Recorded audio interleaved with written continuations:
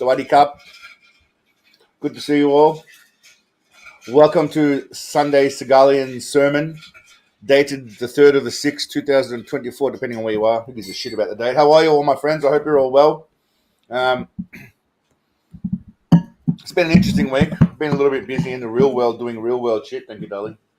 So I haven't had a lot of time to work on videos, but tonight we will be watching the first 3 quarters, again, rough draft of the newest Lawman episode. You always get a sneak peek, you see? You know, there's always some sort of something going on. You get a bit of a sneak peek. So that's happening. What else we got going on? I thought we'd watch the second half of the Contract to Kill. I'm not sure how many of you have seen that. So I'm going to put up a poll, but I'm pretty much going to do it how I want anyway. What to watch first? No, it's just classy here. Second half of Contract to Kill. New Lawman. Having a choice could be an illusion. Oh. Too many. Choice. Let's try it again. Choice could be an illusion. There we go. Let's do it. There's a lot of interesting stuff to go through today. I got some interesting footage of our big man in Russia. For those of you who haven't seen it, so that should be a bit of fun for sure. Jan, good to see you. Cole, good to see you, my friend. Zig, how are you, mate? Cheers to you all as always. So again, today I poll results 50-50. I like that. 45-45 choice might. I spelled could be wrong. I spelled could. That's pretty appropriate for this channel if we're being right. I mean, I don't know if you guys have noticed, but very often, quite often, when I record my recordings, I'm quite high. Hell. How are you, Zig? We're doing a live. We are doing a live. If anyone doesn't know, we're doing a live. And we're doing a live. Very often I record things and I'm quite high and I'm supposed to go back and change them, but then I forget because also while I'm editing, I'm quite high. So, I think it adds authenticity to this shit. This goes back to the point about that dude saying that, it was a, what did he say? It was an AI on this channel. I'm doing AI shit, which is interesting. But we're going to watch the second half of Contract to Kill. We're going to watch the new Lawman, which is Big Papa at his best again. I'm having fun with the editing. I'm starting to use Seagal in my script as the editing. It's kind of fun. Hope you guys are enjoying that kind of shit. It's awesome. Today, by the way, we're rocking. This is the old version of Now You Owe Me Some Good Pussy shirt. The old version. The new one's got Seagal in his with his crotch pants. You all remember the jeans crotch pants flex. But no, I'm looking forward to a great night. We're going to try and keep it to under 3 hours because it gets a bit out of control. But we're going to talk some shit. We'll give it another 5 or 6 minutes before we start watching the second half of the video. We're going to talk some shit. We're going to watch some Seagal in Russia doing his thing in his tablecloth. It's fucking hilarious, honestly. Fucking literally wearing a tablecloth. We're going to watch the Lawman.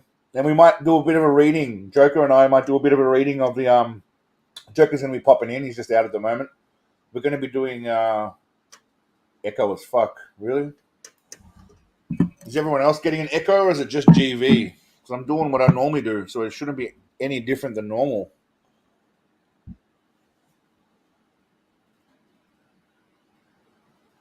Everyone, there's no reason behind why he did Bobby Lupo. So we might do a bit of a book reading from the Kev. How are you, mate? Kevin, good to see you, bud. Echo for real. Okay, how do we fucking sort the echo out? All right, 1 second. Let's see what's going on here. I mean, it says echo cancellation is on.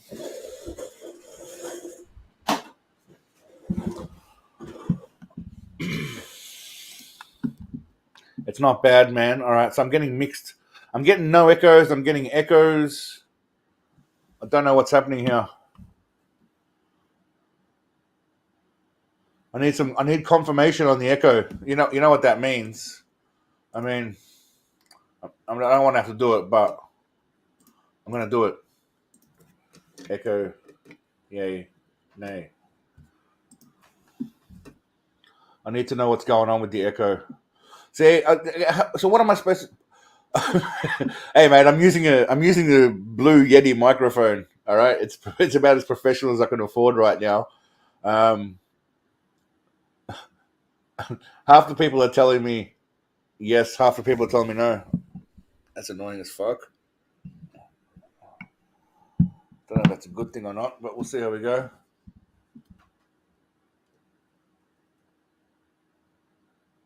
Absolve Soul, how are you, my friend? It's not terribly echoey. I don't know how to stop the echo. Kev's not hearing any echo. It's all over the shop. I don't know what to do about this. Half of you people are saying no, half of you are saying yes. I don't want to unplug my shit because then I might just ruin it all. Is that any better at all now, or is it still the same shit? Okay, so that's on his end. So he's all right on his end now. All right. So I think we're good then. All right. Adam Kowalski, how are you, my friend? Yakshamash. Some of my good friends in Australia are actually Polish. Shout out to Matt and Susie. How you guys going? All right. We're sounding good. All right, it's better. All right. We're rocking then. We're rocking ahead. We're going ahead. Full steam ahead. We're ending the poll. We're going ahead. All right, my friends. I hope you've all been well. Those who, what's funny? Actually, it's completely off topic. I was speaking to someone in one of the messages who was gifted a membership. Check this out. He had 1 week left on his membership, and then Steven Seagal last week came in like a house on fire and gifted another 100 memberships to people. And this bloke got another one before his membership had actually finished. He now got another membership, and he didn't even realize. So.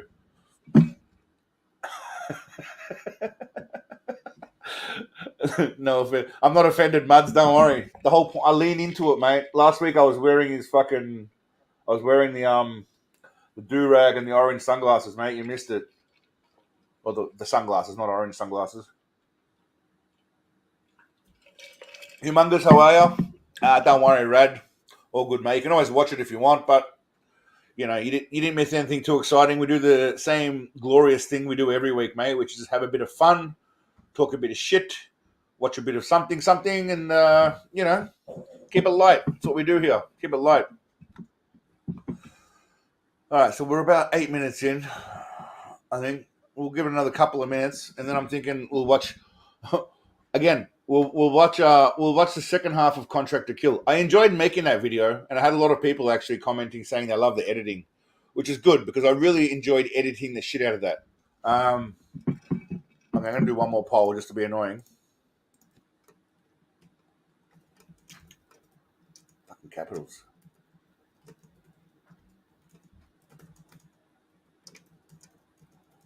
Let's do it like this. Bam. We love the nonsense and shit. Yeah, I get sidetracked often, Samantha. Obviously, that would be the excessive amounts of horticulturally herbal remedies, and the water. But I only drink water once or twice a week, and once is definitely with you guys every Sunday night. That's what I allocate my alcohol consumption for. Dirty Dovey, good to see you, my friend. And then the other night is randomly whenever.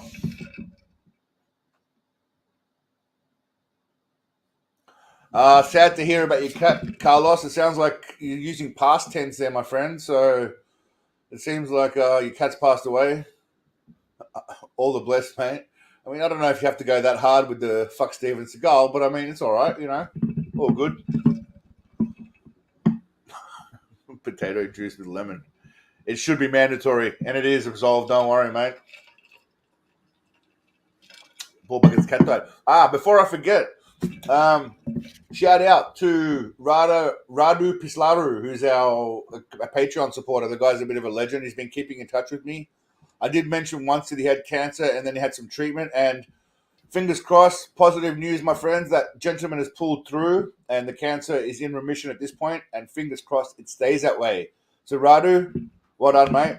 Staying strong. It's a Seagalian spirit, and we all had your back. I know that everyone was sending love to you, my friend. So, well done, mate. Keep fighting that piece of shit cancer off, mate. Kick its ass. That's what we do. Sever its brainstem and shit. Like you'll see in a minute. Seagal does some knife waving. Aphelion Beach. Yeah, there's supposed to be a sequel coming at some point. I'm not sure when. I don't know if I said hi, Humongous, but how are you, brother? Good to see you. And by the way, your moderator didn't delete the chat. I deleted the chat. I don't know what I said, but I think I said something stupid, so I deleted it myself. It wasn't overly offensive, but it was offensive by a YouTube channel who has 38,000 followers standards, so I deleted it. But I don't think it was offensive. I can't remember what it was, but it wasn't offensive. I just thought I shouldn't have written it. If there's a prequel to Above the Law, I don't know what Seagal's. He'd have to be starting bald in that episode, that version, because he was losing hair by Above the Law, and now obviously he's got a full head of hair. But I imagine that back then he must have. He would have to have been bald. I need to shave today. My hair grows very quickly. Dirty Dobie, well done, mate. Congratulations, my friend. That just shows you've got balls of steel, mate. Seagal would be proud of you. Definitely. Well, good to see you busy, mate. Good to see you busy. All right. The poll, someone's going to have to break up this poll. I mean, it's 50-50. You can't. Okay. All right. Oh, come on. I already voted. People. 52-48. All right. You got 20 seconds before I end this poll, and we're watching it from where we went off last week. All right. And what are we up to? 15, 14, 13, 12. All right. We're watching from where we left off. That's it. I'm ending the poll. All right. Good to see you, Joker. How are you, mate? I'm hanging in there. That's good. The guy wasn't losing. He was mastering losing hairdo. I like that. All right. Now, what I'm thinking is, I'm gonna save that for after. We'll get to the order of friendship in a little bit after, my friends. Where are we? Now, all right. Now, if I'm not mistaken, we were up to. Oh God, I'm really suck at this. People. This is what happens, right? At some point, people get to a point, right? People are saying hi to you, Jerk. I don't know if you're seeing the chat, but they're sending you love. Yeah. I've got the chat going on my phone. Oh, you can see it, can you? Okay. Yeah. You can't see it on the screen? Is it visible or not on the side of the screen? No, I don't. I don't have the chat tab up separate on my screen. I can see the chat on the StreamYard, but you can't interact with it through StreamYard. But I can through my phone. So. Okay, fair enough. All right. Is all your work what you do? You do it on your own, or you have a team? Just wondering. Are you serious, mate? Yeah. First of all, Adam, what talent, mate? I mean, literally, all the editing and stuff. Joker's recently jumped on to help with a bit of the live streaming and just a bit of moral support, and he will be helping the channel going forward with some back end stuff. But in terms of all the editing, all the merch design, all that kind of stuff, it's this dickhead right here that's doing it all. Which is nice of you to say that, because it makes you seem like it's at a level where you think there's a team doing it. But nah, it's just this bald dickhead, mate. That's it. Just this one bald dickhead. But thank you for that. I appreciate it. But hopefully, moving forward, once we build our Church of Seagalian headquarters, get our commandments in order, which we'll be doing soon. We can start to make it a bit more professional. But half of the charm of this channel is that it's a dickhead and a bunch of legends that are just here to have a bit of fun, and that's why it's amusing, and that's why we do what we do, rather than it being somewhat falsified and structured and fake and not authentic or genuine. I think part of the charm is it's, again, this dickhead is the guy who's doing stuff, not some team of people or I don't know, some supercomputer or whatever. But anyway, That's enough of my fucking It's rant. grassroots to where it started with one bald dickhead. Now it's a bald dickhead, a hairy dickhead, and a bunch of legends. And who knows? We'll all be dickheads together. Thanks, Parker. I appreciate it, mate. Most of the video editing's pretty basic. I don't have a high knowledge of video editing, but you know, the writing and the chopping shit together is me. It would be hard to hire someone to get them to be able to edit it. See, when someone does a video about a documentary about, I don't know, the Roman Emperor Nero or the capitalist economy, they can just use a bunch of B-roll footage that they can just have in the background that doesn't necessarily have to be specific. Whereas my annoying style requires certain cuts and edits and lines that come into it. Kat, good to see you, Kat. So it's very difficult to be able to get someone to be able to just pick up and edit the way I edit. Not that I'm saying what I'm doing is hard. I just have a certain style with the way I do it and a certain flow, which I'm trying to improve and, you know, work out the kinks as I go along. And hopefully that is evident to some extent. I will say I do get a lot more positive comments along the way. People saying that the editing's getting better and better and better. So I appreciate that. The man, the myth, the bellend. I like that. Yeah, you guys are all in on the ground floor. You're on the ground floor. You're watching the church and the channel grow, and you're growing with us. It's exactly awesome. All right. Now, if I'm not mistaken, last week we were up to where Cigar was interviewing this woman, and we had this guy here. He insulted him about being a fake Arab, a fake Mexican, which we'll touch on in Lawman as well. We'll get there, but thanks, Zig. It was a bit rough back in the day, mate, but hopefully we're improving as we get along. But yeah, well, let's watch the second half of this, and then hold on, I'm going to sort the screen out better. There we go. Put that guy there. Then we'll bring this guy here. All right. Thank you too, Parker. I appreciate all you guys watching and giving up your Sundays to come and hang out and giving up your 10 or 15 odd minutes to watch a video or give a thumbs up, or, you know, those of you that contribute in other ways above and beyond. I appreciate that because I know not everyone can, and it's not exactly easy out there at the moment. So you're all legends in your own unique way. If anyone tells you otherwise, tell them to go and suck a dick. That comes straight from the Pope, and I'm sure the Cardinal agrees. 100%. All right, now let's watch the rest of this. And again, we might stop at certain points because I just want to gloat about something, or I want to touch on certain things like Seagal's hair. But yeah, we'll just have a bit of a watch. Hey, Samantha, we had a poll. We've had many polls, Samantha. There's been a couple of polls that you missed, unfortunately. It's a poll. And he's been taking out all the heroin godfathers. How could you possibly know that? What a champion. If anybody dare ask the question, Are you really as good as they all say you are? Every once in a while.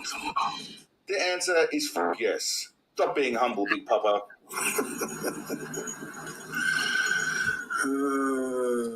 I'm going to stop it there just quickly to note. So this clip I've used a few times, and I will continue to use it because it's him chuckling. But I never noticed that before he does he does a bit of a. So just listen carefully, and you'll notice he does a bit of a little mini snort breathing. The answer is yes. Stop being humble, Big Papa.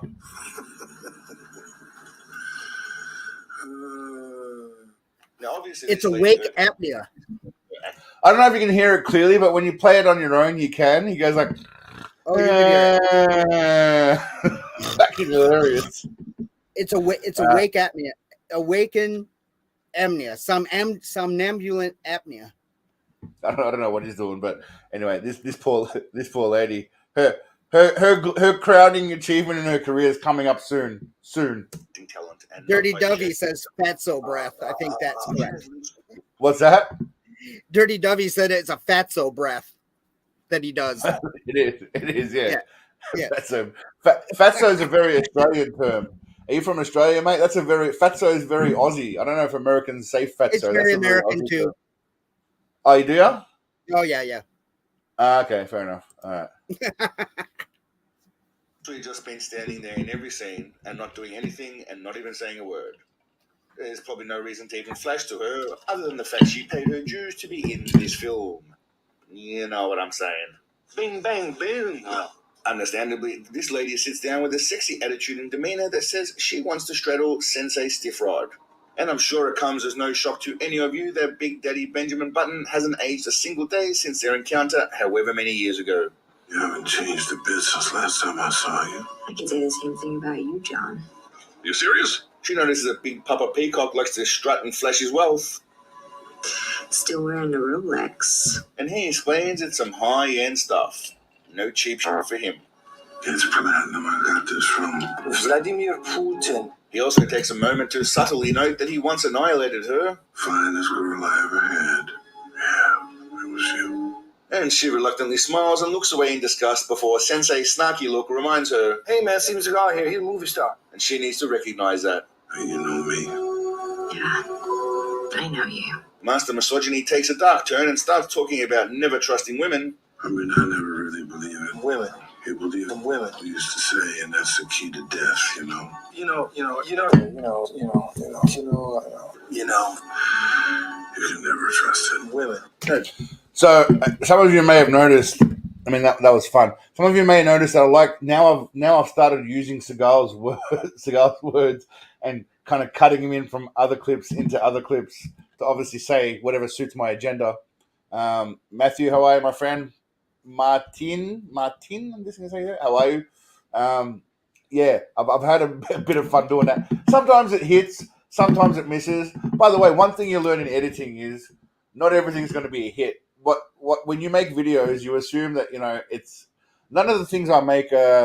Thank you, Rabbit. How are you, my friend? Good to see you, brother. Cheers. Yeah, sometimes you make things and you hope it's going to be funny, and sometimes you think it is. And funnily enough, when I'm editing my videos, it's a different thought process to when I watch them with a friend externally, watching it with someone else. It's actually quite interesting. I don't know how it would feel to be a movie star watching it on the screen with people around you watching yourself, but it's very weird listening to your own voice when you're with other people. When you're on your own, it's all right. It's not as strange when you're editing, but yeah, it's a very, very, very strange thing. So I've tried to cut Seagal into my clips now to use him wherever possible, and some people are enjoying it, which is good. Seagal Akbar. I like that, Joker. All right.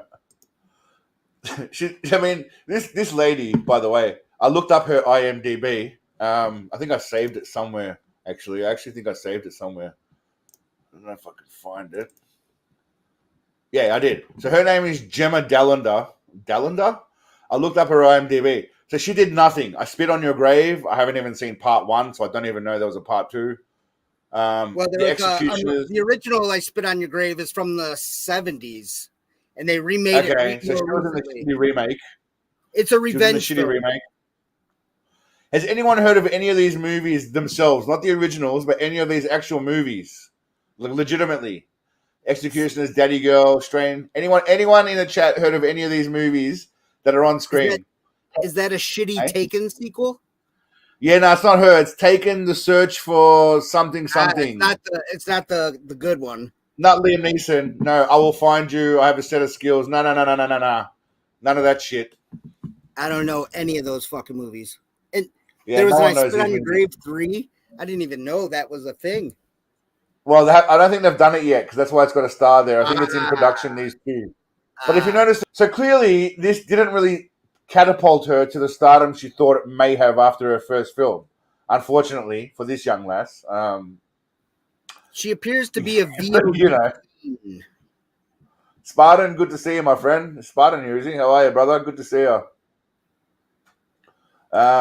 So yeah, this poor lady, she came on set. She probably, had lunch with Seagal. I don't know what else she did. And looked at his couch. We'll see. The chances of her disrobing may be high. I mean, I don't know how many of you have seen this already. I'm sure many of you have seen this review. Some of you probably haven't. But yeah, she came in probably hoping for the best. GV, thank you, my friend. Plague Bunny Productions, legend. GV, thank you, my friends, legend. I don't know if you're still doing the Celebrity Roast series, but Terrence Howard. Let's take a moment. I ended up We can seeing talk what about you were Terrence talking Howard. about. I Terrence finally saw Howard we what can you were talk talking about. Terrence Howard we can talk about because it's not political at all, right? Terrence Howard. Now, this guy is either a genius or a total fuckwit. Now, I'm leaning towards Camp B, all right, where he's revolutionizing everything. Mind you, I listen to the Joe Rogan podcast with Terrence Howard, right? Because sometimes when I'm working or I'm in the pool, I'll put a podcast on.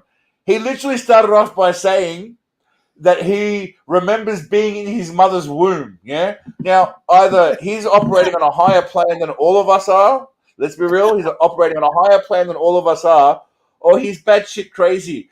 Because again, I smoked a lot of weed, and I'm sure it's hard out there for a pimp like Terrence. But I don't remember shit before single-digit years, let alone coming out of my poor mother. I mean, this head came out of my mother. Yeah, I came out at like 4.5 fucking kilos, which is almost 10 pounds for you Americans out there, 10 or 11 pounds. Yeah, I don't know what this dude's on, but it's hilarious. Now, again, he's either a genius and the scientific community, which sometimes can come to a consensus about things that may not be a general consensus, but we're just going to throw out hundreds of years of fucking mathematics and physics because it's hard out there for a pimp. I don't know. I don't know. What are we thinking, people? Joker, what do you think, Joker? He must be on another level of another plane of existence to not fathom that one times is one. If you look at one times is one. One times is two. Two times is four. You can look at I don't even care about that so much. So it's not even so much about the math stuff, right? Like let's just put that aside. It's the confidence he comes with when he says things that has the ability to convince people because he starts talking about things like so he talks. I've listened to a few of his clips.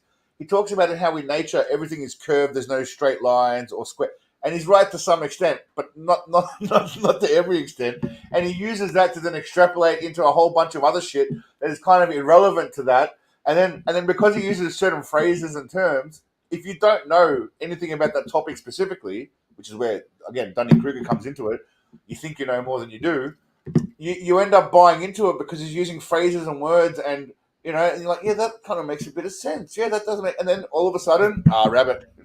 Hi, mama.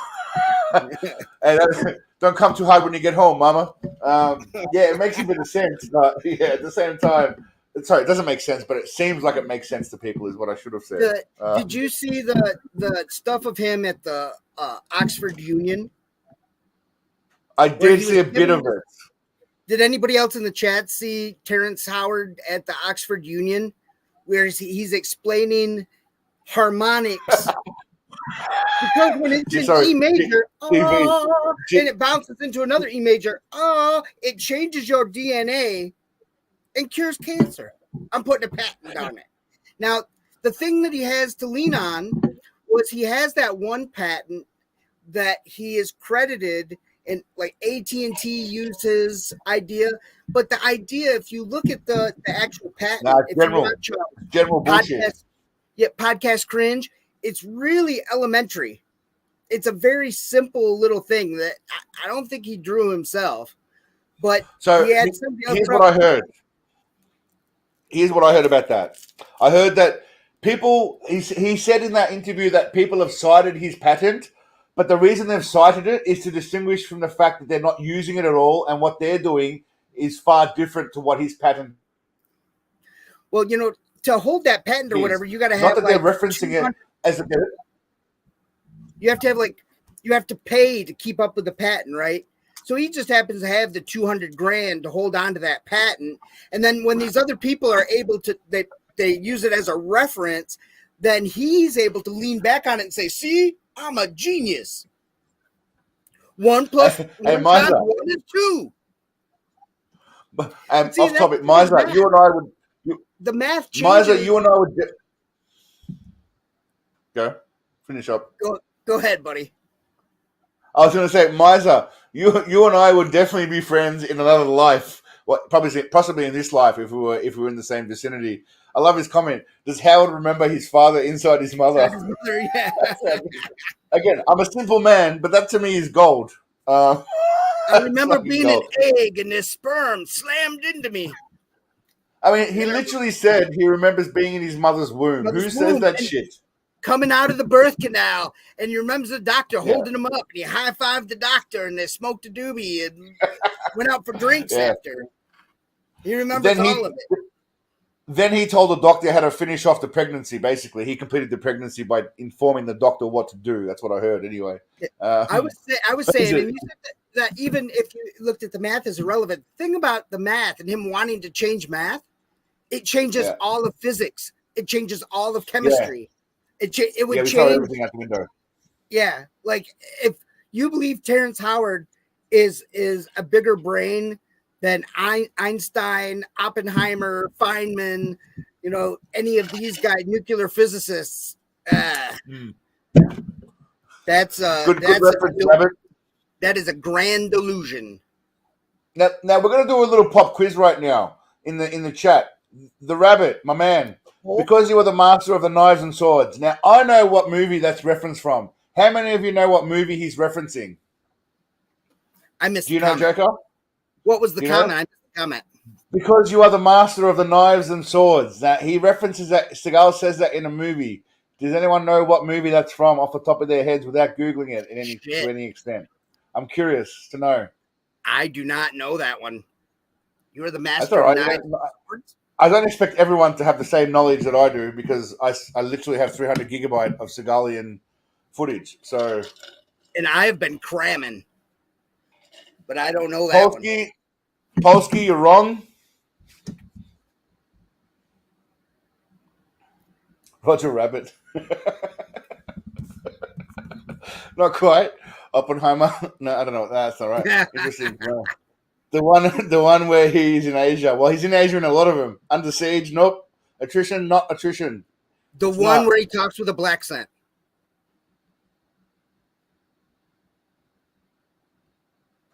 Ice Pirates. I wonder if the Rabbit knows where it's from. Exactly. He's saying, yeah, he knows. He's quoting it. He's quoting it. He's quoting more lines from it, so he knows. Not Under Siege, not Machete. It starts with A, but it's not Attrition. Starts with A, but not Attrition. I'll give you a clue. And it's two words. A and C are the initials. How about that? Oh, shit. There might be a T at the start.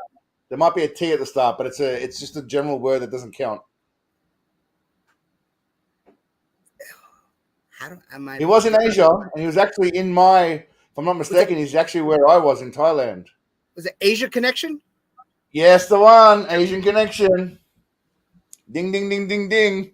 Now you get the benefit though of hearing me give the clues before the chat does because they're on a delay. So you get it live.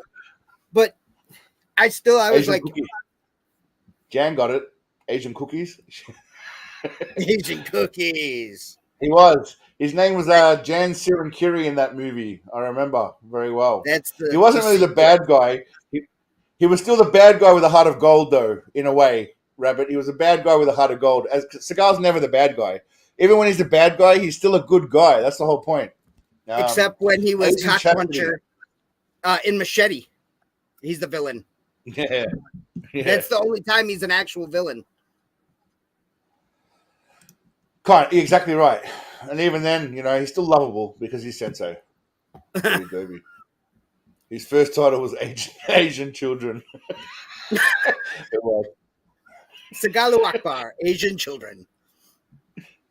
All right, I'm going to go for a quick lavatory break while I let this lady charm Seagal with her beautiful smile. Big Daddy, no.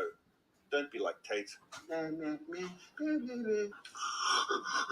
Who stole Andrew Tate's chin? Department might be onto him, so he tries to backtrack and blame. Does anyone know?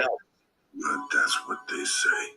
And then, unexpectedly, Big Papa Pole Dancer flat out propositions this woman, and she seems pretty damn keen. Thinking I might get you to come back on my dick. She genuinely thought this movie might lead to roles, but more genius editing from the Pope in her future. Oh, I figured. Wrong. Big Daddy mentions how the menage won't be complete until she agrees to be in the middle of the meat sandwich. We need one more person to complete our Chin was three-man team. snatched. This poor lady makes a mistake of asking a question that she definitely does not want the answer to. What do you propose we do? Samantha and Miser are fucking on it. Oh yeah, this is a place that it's safe to hate on Andrew Tate. She thinks she's done. What was that? So this About is Tate? a safe space to hate on Andrew Tate. I asked everybody if anybody knew who stole Andrew Tate's chin. Samantha and Miser both said it wasn't stolen; it was snatched. That guy said Cigar. snatched it and ate it. Cigars, they're BFFs. Yeah, they are buddies, aren't they? Cigar They are. smoking. The thing about Tate is, again, I think we discussed this. I'm not. He's a douchebag, and I've seen a lot of. I made a video about him, which is no longer. I don't know if it's still on this channel. I think I put it on the other channel. About him and his past indiscretions and all this. Honestly, all the stuff that he's just admitted straight out on camera that he's done. But with that said, he has now, intelligently, because he knows he's copping heat, transferred his attention towards being all about men going to the gym and being better versions of themselves and striving to improve themselves and work harder and be a better person every day and be there for your family. I'm 100% behind that message, but it doesn't change the fact that it's all built on a foundation of bullshit. It kind of reminds me of, again, Patrick Bet-David. I was talking to Joker before, and I research a lot of people, and I see a lot of videos from left, right, center, all sides, yeah. And I'm special in the sense that I don't give a fuck about any of them. I think anyone's a piece of shit. I'll worry about my own community. The world can go to hell because it's going to do what it's going to do, regardless of what I think or preach about. The world will do what it will do. What I can do is affect the people around me, so I focus on that. And I see a lot of people left and right, and Andrew Tate reminds me of someone like your Grant Cardone, your Patrick Bet-David, who, again, I don't disagree with everything he says, but I know it's built on a foundation of him being an MLM grifter that dodged people, and now the people use their money and platform to sell themselves as all these altruistic people here to save the world, like Andrew Tate. Very similar. They're I very don't fuck with any of their bullshit. They're very confident con men. Mate. All these people are just after your money and your attention, right? And I'll say this. I love you all, and I like the fact that you watch my videos. And if you weren't watching them, I couldn't do what I'm doing. That's the reality of it. But but I don't love the money that comes with it. The money's a byproduct of me enjoying making the videos, shooting shit with you guys. These guys preach all this shit. They know what they're saying on purpose to get people to come in and just suck it hook, line, and sinker. Yeah, they're just grifters. That's all they are. Notice the thing that those guys all have in common. They all sell courses on how to be a grifter like them. And like Grant Cardone ends up being an MLM. It's a pyramid scheme. And that's the same with the War Room with Tate. Was you join for $5,000 and then you earn some money by bringing your buddies in for $5,000. And so it ends up being like Amway or any of these pyramid scheme MLM deals. That's what they all have in common. So they're all very confident. They want you to believe in them so they can sell you the product. They don't actually they don't think you're cool or think they can make you cool. Yeah, like Liza says, Snowflake says, con stands for confident. That's why the con man is a confidence man. Well, Kev, I agree with you to some extent, mate. But here's the problem: you're allowed to change. There's no problem with that. But that doesn't mean that whatever you've done in the past, which may have been illegal or unethical, should just be absolved and forgotten. That's my only issue with that. So you can change and move on, but I believe people can change and evolve and move on. I'm sure it does happen, but I think people still have to pay for their past sins, or you can't just watch it. You can't just wash it away and ignore it. I think there has to be some accountability for how you got to where you are now. Now, if you're a great person now, that's great. There's no problem with that. Like I said, what he's preaching now, for the most part, is a little less misogynistic, I think, and a little less scamming women and treating them like shit. I don't watch his shit, so I don't know. Disgusting. But I've seen videos of him in the past, and I've made a video about him. So I don't think you can just ignore whoever it is, what they've done in the past. You're not wrong, Absolve. So I agree with you to some extent.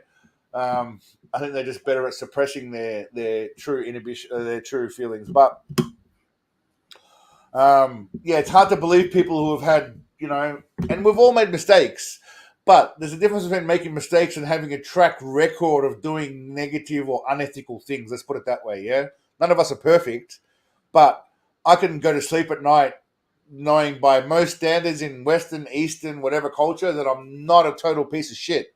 I think a lot of these guys would be hard-pressed to have that same kind of realization or comfort when they go to sleep. Again, that's my opinion. The cognitive dissonance would crush them. I love Miser's childish dance. And cigar kissing. You forgot the part where it goes KISSING. You forgot that part, mate. You forgot that. That's the important part. KISSING. First comes the love, then comes the marriage, then comes the girl with the little baby carriage, if I'm not mistaken. But notice, like, all the people we're talking about, like in the chat, Jake Paul, Logan Paul, all these guys, what they have in common is they're alpha leaders. They're rich. They're rich off people. They're rich off people that don't understand. Money, pay me, and you could be just like me. So they're playing a character. Yeah, they're basically making money off people that don't quite understand that they're being manipulated. That's the unfortunate truth of it. Again, I've seen videos of women on OnlyFans shaming or whatever it is, shaming their followers for not having $5 a month to contribute. Bitch or dude, motherfucker, either one. If it's a guy trying to sell a course or a woman trying to, who the fuck are you to tell anyone that they need to spend money on you when most people are struggling? Who the fuck are you to tell anyone? It's really the Twitch streamers, female Twitch streamers who play video games. Like, oh, you get all this free entertainment. You can't afford $5, you broke loser. Like that's a good way. That pisses me off. Keep the people that make it so you can do what you're doing is disgusting. Yeah. All right. Anyway, back to the big man. This is a great scene where there's a drone in the sky, which is not really there. Obviously, they put it in afterwards, but he's acting like there's a drone in the sky, which is. I skipped this part. By the way, two of my greatest clips, which I've saved, are right here. I propose we do this 3-man team years. That one, and then the next one where he turns and looks like a pelican.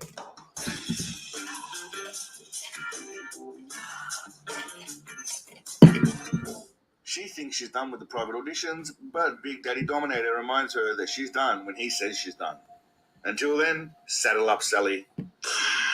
Oh, I thought those days were behind us. Nah, man, our best days are ahead of us, girl. Personally, I love the honesty from Sensei Truth Speaker here. He's not beating around the bush.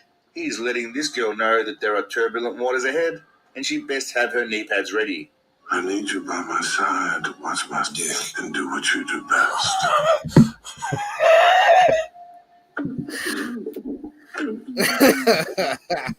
Ladies, is that Lady Seagalian? Is that going too far or what? Is that going too far? Is that too much? Is that too blatant, or am I still holding up the certain subtle, mysterious, enigma that I'm trying to hold up? What are we thinking? Your Grace, is it possible to turn up the volume on the video just a little bit? It's a little light on my friend. It is. Thank you. I'm asking Samantha, Jan, Kat, any other females? What are we thinking? Was it subtle? Did you understand the messaging I was going for there, or was it too obvious? That was just right. I like that. Thanks, Snowflake. I appreciate it. All right. Bam. Hockey takes one last. I'm going to grab myself a drink, my friends. I'll be back in a sec. Last moment to look around and think about. Jan, sorry, I just looked at your name. That's hilarious.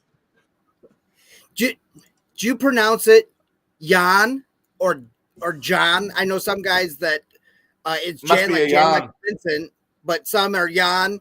And I've got a buddy from the Netherlands who's actually originally from Australia, but he lives in the Netherlands. His family's from the Netherlands. His name is spelled like yours, and he pronounces it John. Well, it's funny because Jan, I'm guessing which it is, Jan. I've actually spoken to you before, and I know you're a dude because we've spoken many times in the comments. But you'll have to excuse me because I'm pretty much 3/4 cut now, and I just read your name straight off the bat. But all right, I'm gonna go and mix a drink, and I'll be back. Swedish, Sweden. Yeah. Attractive women, blonde and blue eyes, can't go wrong. Yeah, and I've heard it. Like here we have the actor that was an Airwolf. Do you guys know the show Airwolf? That was Jan Michael Vincent. And then, like I said, I've got that buddy who's in a band. Whoa! Whoa! Running away. Whoa! Did you just say Jan Michael Vincent? Yeah. As in Jan Michael Vincent from Rick and Morty's Jan Michael Vincent in Quadrant A? You need a goddamn Jan Michael Vincent. That's the actor. Actually, that was an actor from the that show. That guy's a legend. No shit. I've never seen it. Obviously, it's American pop culture. He was supposed to be a big action hero, and it didn't quite pan out because he had a drug and alcohol problem really bad. That's pretty common. Oh, his was so bad he lost an eye and a leg and all kinds of shit. Jan Michael Vincent. That's all I know about him from Rick and Morty, by the way. We need a goddamn Jan Michael Vincent over here. Kat, I've seen many of the episodes, and intergalactic, interdimensional television or whatever it is, cable is one of my favorite episodes. Both of them. All right, I'm going to piss off, and I'm going to let you guys have a chat. I'm going to come back in a minute, and 1 minute. I'm going to go for a quick pee. My fave from the interdimensional cable is the personal space. I like him. I like little things too. Yeah, little bit. It was. Personal space. 1, stay out of my personal space. 2, I need more personal space. 3, what the hell's going on in my personal space? 4, stop looking at my personal space.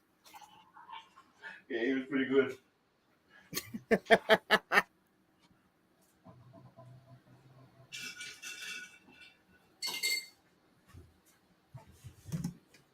Stephen is a great man. If you appreciate our Sensei Seagal, you have come to the right place.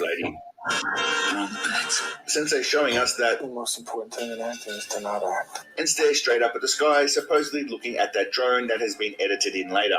I'm gonna do my thing. The flight crew just confirmed that there's vegan dishes on offer during the flight, and Big Papa Double Team responds exactly as I would. And that's scary. Say what you will about Big Papa Plunderbuss, but he accurately explains how the United States feels about anyone and everyone coming into the US for a slice of the American dream. Did he say plumber bus there? Anything they want into the U.S. And I don't give a fuck about anybody's fucking religion. We don't care about what their ethnicity is. We don't care. We let everybody do what they want. No, it's great. Like that shit. I got. Seagal was getting political then. Seagal is a great man. Cancelled. He canceled for sure. Did you say plumber bus? I was meant to say blunderbuss, but I said plunderbuss. But that's why I put the subtitle. I'm pretty sure I put a fucking I put a disclaimer or not? Yeah. Did I did or not? You do.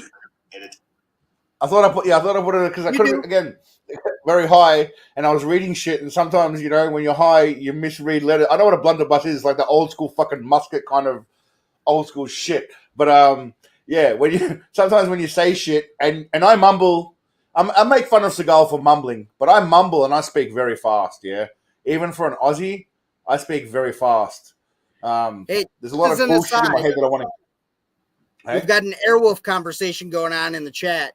And Snowflake said it's funny because the Airwolf helicopter is just a passenger helicopter with props on it. The Airwolf helicopter, I can't remember, a few years ago, I think it crashed.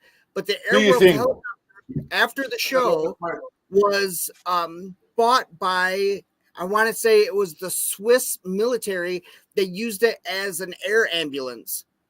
So the actual Airwolf helicopter from the show went on to have a career saving lives. And I do believe not too long ago it crashed. Let me see if I can look that up to see if that's what happened. But I believe that was the case. But I know they sold it. They sold it off the show and it went to some military, and the military used it as a mountain emergency, like a air ambulance. If you're wrong, you've lost all credibility. I know it. I'm putting it all on the line here. You're canceled. Man. I'd be canceled. Let's see.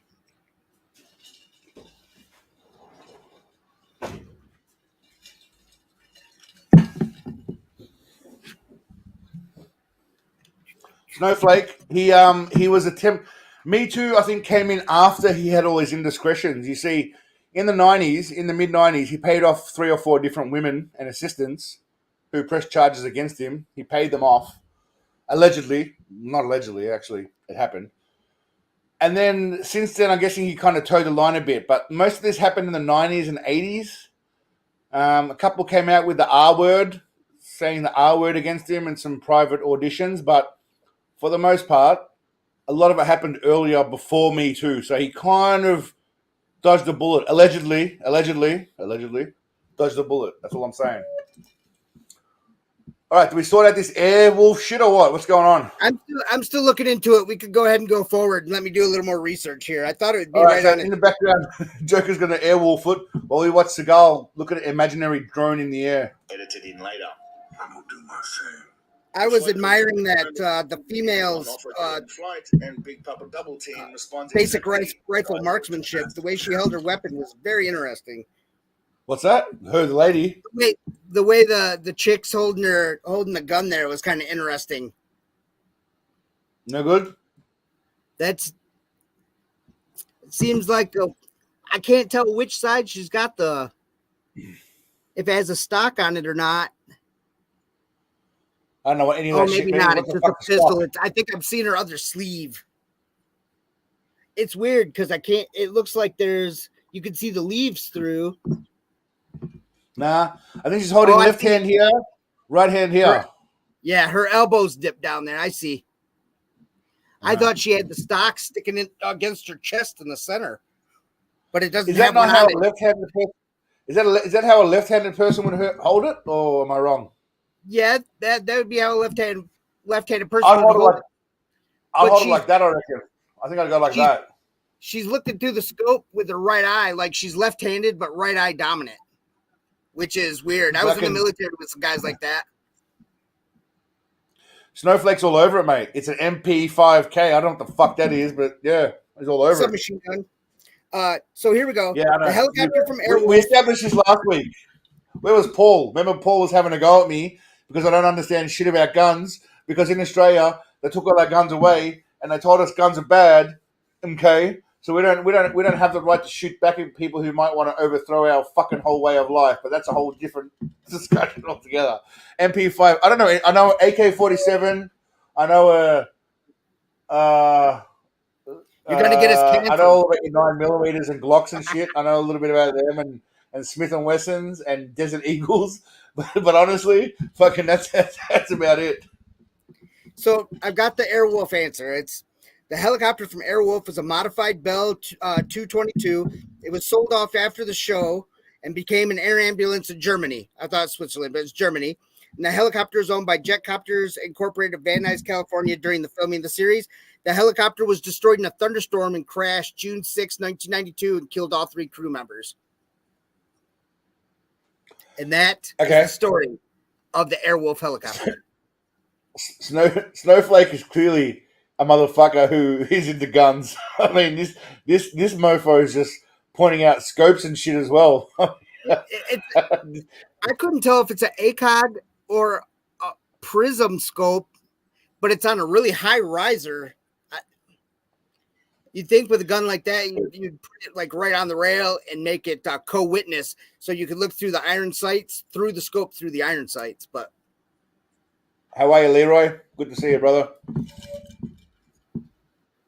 Joker, I said you were right like 5. I don't know what that means, but you guys are obviously having your own conversation about shit. All right, we're going to go back. We were talking about the Airwolf helicopter.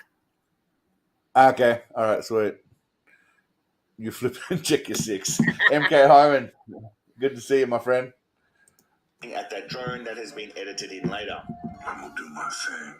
The flight crew just confirmed that there's vegan dishes on offer during the flight, and Big Papa Double Team responds exactly as I would. And that's scary. Say what you will about Big Papa Plunderbuss, but he accurately explains how the United States feels about anyone and everyone coming into the US for a slice of the American dream. To bring anybody and anything they want into the U.S. And we don't give a fuck about anybody's fucking religion. We don't care about what their ethnicity is. We don't care. We let everybody do what they want. Now, as great as that was, we also get a scene where one of my favorite lines originated. It's like a monkey trying to fuck a football now, really. This whole thing is just a fucking mess.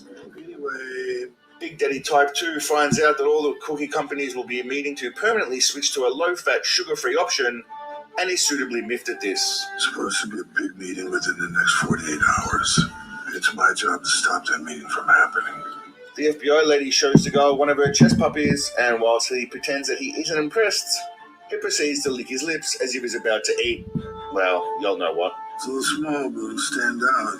Time has come for this. A bunch of stuff happens with terrorists doing shady stuff, but I was rolling a herbal medicinal cigar and I didn't see Big Daddy dewdrops, so I wasn't interested. Mumble, some stuff. Say for them coming in the side door sharp, I need you to look at the target room on the 8th floor. What? Honestly, I mean, just quietly, who thought it was a good idea for him to button up the top button? How's that going to help? At least undo the top button. Give the man some slack, yeah? Let him relax a bit. Fuck. It's holding his turkey gobbler in. It is, but I mean, the poor guy's probably suffocating. Self-choking himself right now. What? Waddle.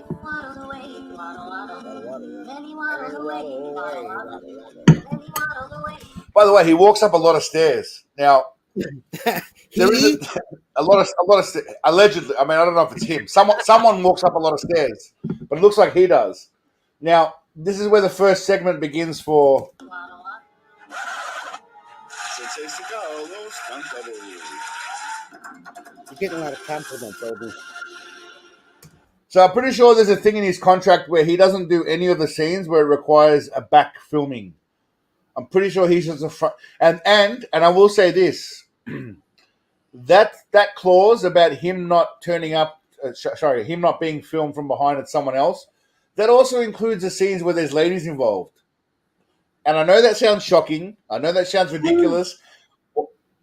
What's that? I gasped. Yeah. That also takes place when he's in the scene where there's a lady coming at him naked and they film from behind. It's not him. It's actually not him. And I was shocked because I thought he would be there. It is not him. He doesn't do that. He only does the front-on scenes, and they bring in some schmuck who's probably 20 to 40 pounds lighter to do the back-on scenes. That is the reality of it. That's I've confirmed that to some extent, allegedly. I've confirmed that, allegedly. Allegedly absolves me of any sins, apparently. Allegedly. Yeah, that's what I heard. Neon Legend, thank you, my friend. I appreciate it, brother. Good to have you on board. Yeah, so he doesn't do back scenes. Now, do we actually think that's him? Does anyone think that's him right now, legitimately? Do you think that's him or not? 1 for yes, 2 for no. Yeah, exactly. Who actually thinks that's him? 1 for yes, 2 for no. I'm going to go with no because of what I know. Size-wise, could be him. This guy doesn't look overly slim, but he does look slimmer than our big papa, if that's even possible. He doesn't have enough barrel. I haven't seen one. That's a pretty unanimous. That's a 1 times 1. Jan, you're a legend, mate. 1 times 1. Let's all give it up for Jan right now. 1 times 1 was the greatest answer ever. He's missing a waddle. Not his length of neck. Not his length of neck. The guy doesn't have a neck. Yeah, so again, it's not him. Most of these scenes are not him. Before he earns that paycheck with a grueling sprint up a flight of stairs. Okay, but that is him. We can't deny that's him. He walked up to... Look how skinny his legs are, by the way, for a guy who's 6'4" and weighs about 300 pounds. As soon as he gets to the landing, he's... so they have to go back to the stunt double. He's clearly been skipping leg day. He's clearly been skipping... I'm not having to go at him because my legs are thinner than they should be, but I've got injuries. But he's been skipping leg day. Hold on. We can't do George Dillman like that. We've got to go back and hear him properly. Dillman. Before he earns that paycheck with a grueling sprint up a flight of stairs. A second flight of stairs before disposing of some kid who has the balls to disrespect Sensei Academy Awards.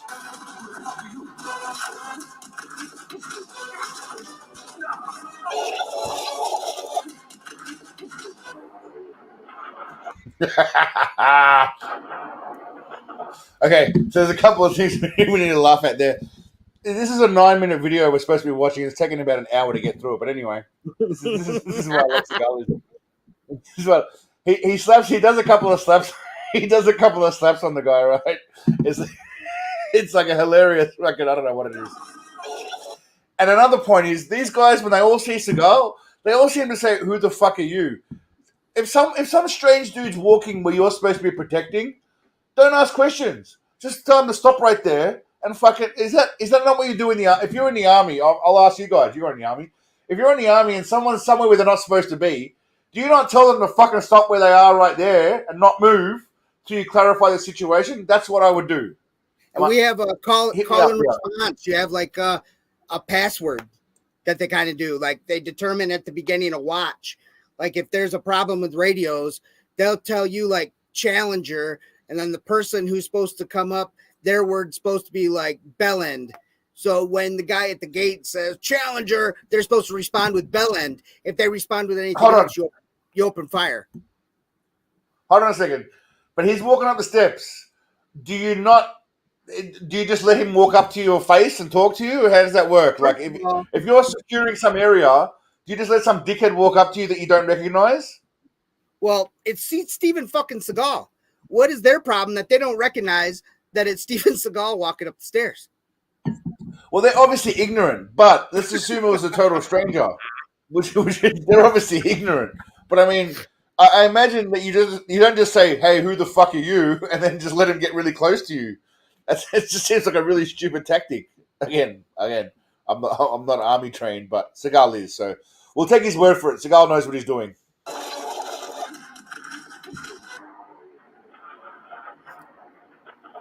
A bunch of slaps and quick edits take place, but no doubt it was awesome, and the bad guys perish as they should.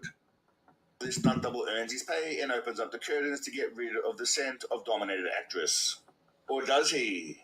Sensei Seagal or stunt double? All right, what are we thinking? Is that him or not? Because before you answer, just watch this.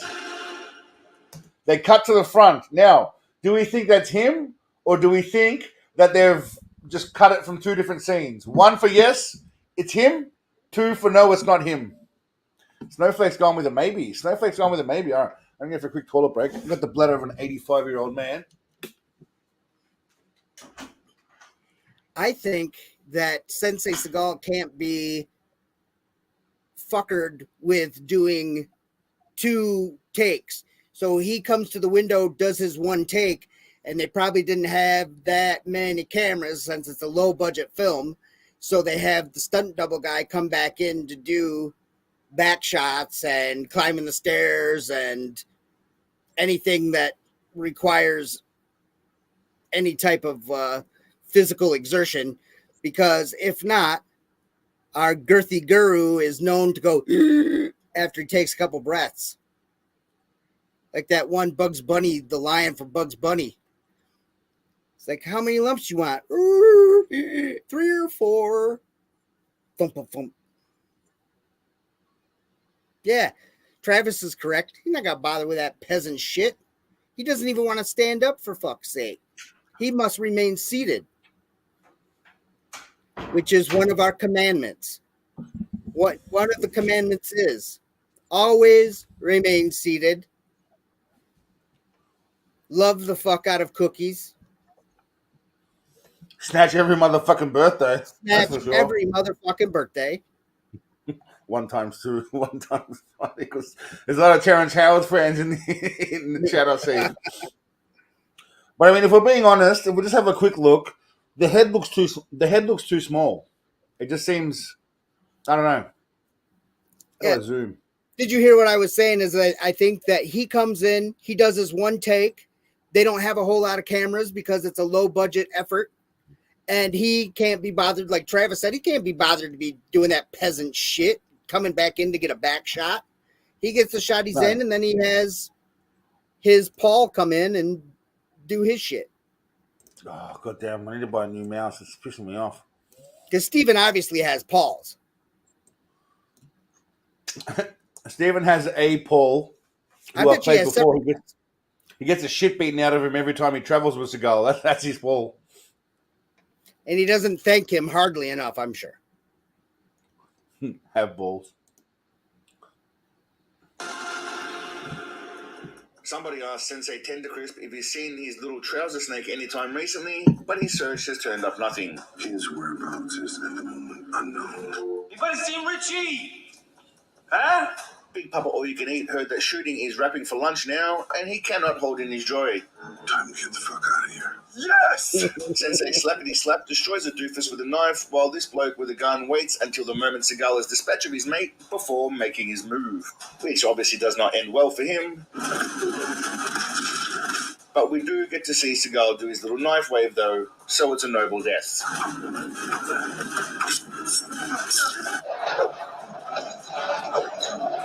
Sensei gets a call from a casting director. He loves doing his little knife wave shit. It's the action scenes are just so horrible. I mean, it's just I can't even pretend that they're good. Like I can try, but they're just so bad. After about 2005, they just got to the point. And bless his soul, he's trying. He's obviously holding back because he doesn't want to hurt people, so he has to hold back. It's difficult to It's like Super Saiyans, working at like 5% of your power. Do you view Black Bald Guy with channel name Doctor of Common Sense? Oh, he's talking to someone else. Okay, but his fight scenes they're just absurd to the point where they don't even fight. Like this guy here. Knife wave though, so it's a noble death. It's just a few scenes. It does look like he's fighting right there. Who said that? JS, you're right, man. or lady. It looks. I'm guessing, mate. Looks exactly like he's taking a fart right there. Sensei gets a call from a casting director telling him he has some new actresses, and Sensei skepticism asks for confirmation of the quality. What do you think? Once he gets the green light, he quickly agrees to come over and inspect the goods. Over there in 10. Unfortunately, when he arrives, he just look at this fucking scene where he's shooting the gun. I fucking love it. finds only the women he's already tapped, and he wants It's answers. very much like the South Park version of himself right there. He does. Look at his. Everyone, can we just take a moment to appreciate his lips while he shoots his gun? 1 second. We'll start it from the start. Just look at his lips while he's shooting the gun. Skepticism asks for confirmation of the quality. What do you think? Once he gets the green light, he quickly agrees to come over and inspect the goods. Over there in 10. Unfortunately, when he arrives, he finds only the women he's already tapped, and he wants answers. Maybe you could tell me why. But eventually it's decided that the planned group session is over. So you want me to act alone? This bloke is obviously new to the game and stupidly asks Sensei Greedy Guts if he's willing to share any of the women on set. I would say no. Sensei Switcheroo goes back on his word and decides that he and that brunette have unfinished private business to handle. We're going to stay on and we're going to kick ass together and finish what we started here. He mumbles some shit. Because Rivera can't figure out why his Arab partners decided to wage a secret war against him. Seagal and the Asian bloke decide that they're going to tag team the hot brunette, whether she's keen or not, and seal the deal with a handshake. Kill everybody. Either way, we will have finished the job we started. Now, ladies, I am... Now, how many of you thought, realistically, that at some point this lady was going to end up scantily clad, offering herself to our master? 1 for yes, 2 for no. If I see any 2s, just get out of this chat right now. You don't deserve to be here. You clearly don't understand what Seagalian is about, and you need to leave right now. In the words of Ben Affleck, you're a disgrace to the game of pool, and you're lucky I even let you play at my table. You need to go. It is not happening. Not if I do first. -1. -1. Yeah, you're a legend, mate. You're on fire. Yeah, mate. You're right, Scotty. She never stood a chance. From the initial audition. Look at her face. I mean, she's supposed to be seductive and approaching a situation. Kurak Burak. Are you Turkish? Kurak Burak. Sounds Turkish. She's got a very Yeah, dominatrix vibe right there. She does. She's got the full leg stockings and stuff, but she looks very tense. I'm going to rewind it. She looks very tense. Seal the deal with a handshake. Kill everybody. Either way, we will have finished It's the Sifu's Now, ladies, I imagine aura. you can relate to this. It's the You're working spirit alongside energy a that's oppressing her. What's that? It's his giant spirit energy that's oppressing her. Well, he's literally sitting on the bed right now, literally watching her as she walks towards him. So let's think about what happened before this. She would have had to have gotten dressed into that outfit and gone to him, and he's just been sitting on that bed waiting. So he knew this was inevitable, basically, because there's no shock value where he's working on a PC and she comes up and she starts touching his shoulder. He's literally, you'll see. 4-year-old sloth with a fuzzy goatee. I'm just gonna rewind that because I kind of like my own little description there. You can relate to this. If you're working alongside a strapping 64-year-old sloth with a fuzzy goatee, ridiculously awesome orange sunglasses, a hair made of loose drain hair, and the breathing pattern of a rhinoceros. There's only so long you can contain yourself.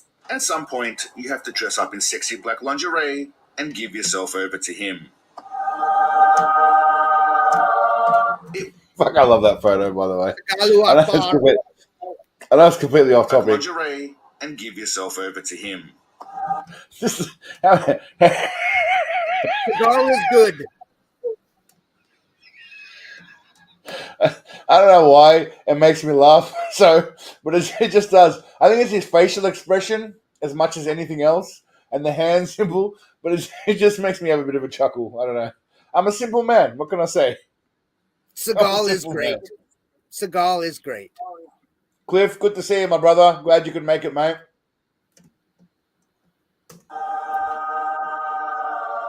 It wouldn't be a Sensei sodomy movie. By the way, it's probably almost very unlikely that lady is the same lady who we saw in the black lingerie. Obviously, I'm assuming they use stunt doubles even for B grade or C grade actresses. So I assume that she is probably not the same lady.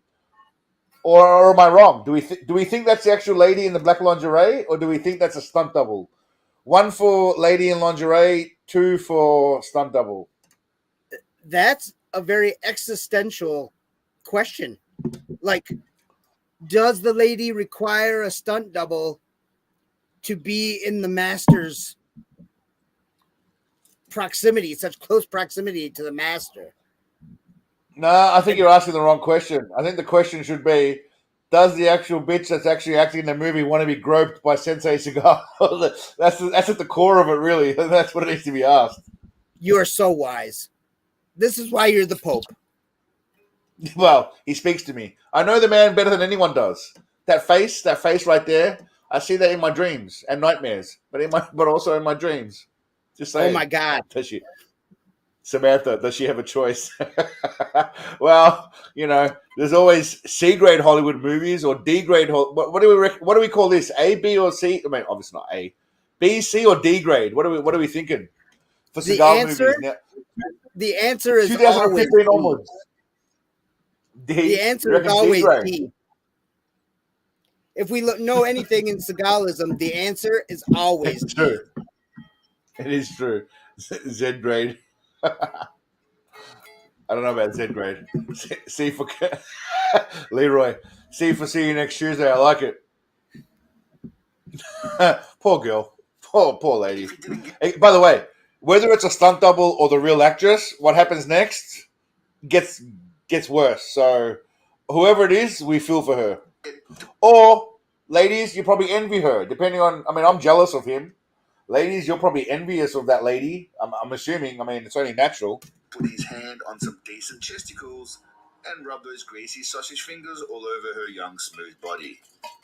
This is why this channel is dedicated to the big man and nobody else. It's good to be the king, and guess what? It's gonna happen to you. If you drink on. What do we think this poor woman is thinking as she's being mad? Again, I hope that people just pick up on the subtle little stupid things like, instead of drinking lightning bolt, he drinks. And rub gated to the big man and nobody else. It's good to be the king, and guess what? It's gonna happen to you. If you drink on. What do we think this poor woman is thinking as she's being manhandled by the man bear pig? Who thought this scene would be sexy to any extent and they decided to include it? By the way, Seagal fucked me on this scene because originally I didn't blur this one out. I think in the original, I missed a snip slip, so he ruined me. But I had to re-blur it. YouTube's very sensitive about boobies. Fair enough. I get it. You can say a bunch of other stupid shit and put a bunch of other psychotic shit on, but God forbid you put a hot woman's boobie on there and you get demonetized. I mean, the fucking world we live in now. Absurd. Stunt trim. Stunt titty. A pig. Who thought this scene would be sexy to any extent and they decided to include it? You dumb motherfuckers. You know what you did? She tries to fight back, but Big Daddy Dominant holds her down and goes in for a bit of a melon rub. Nice. Nice. No. Sensei Seagal, stunt double.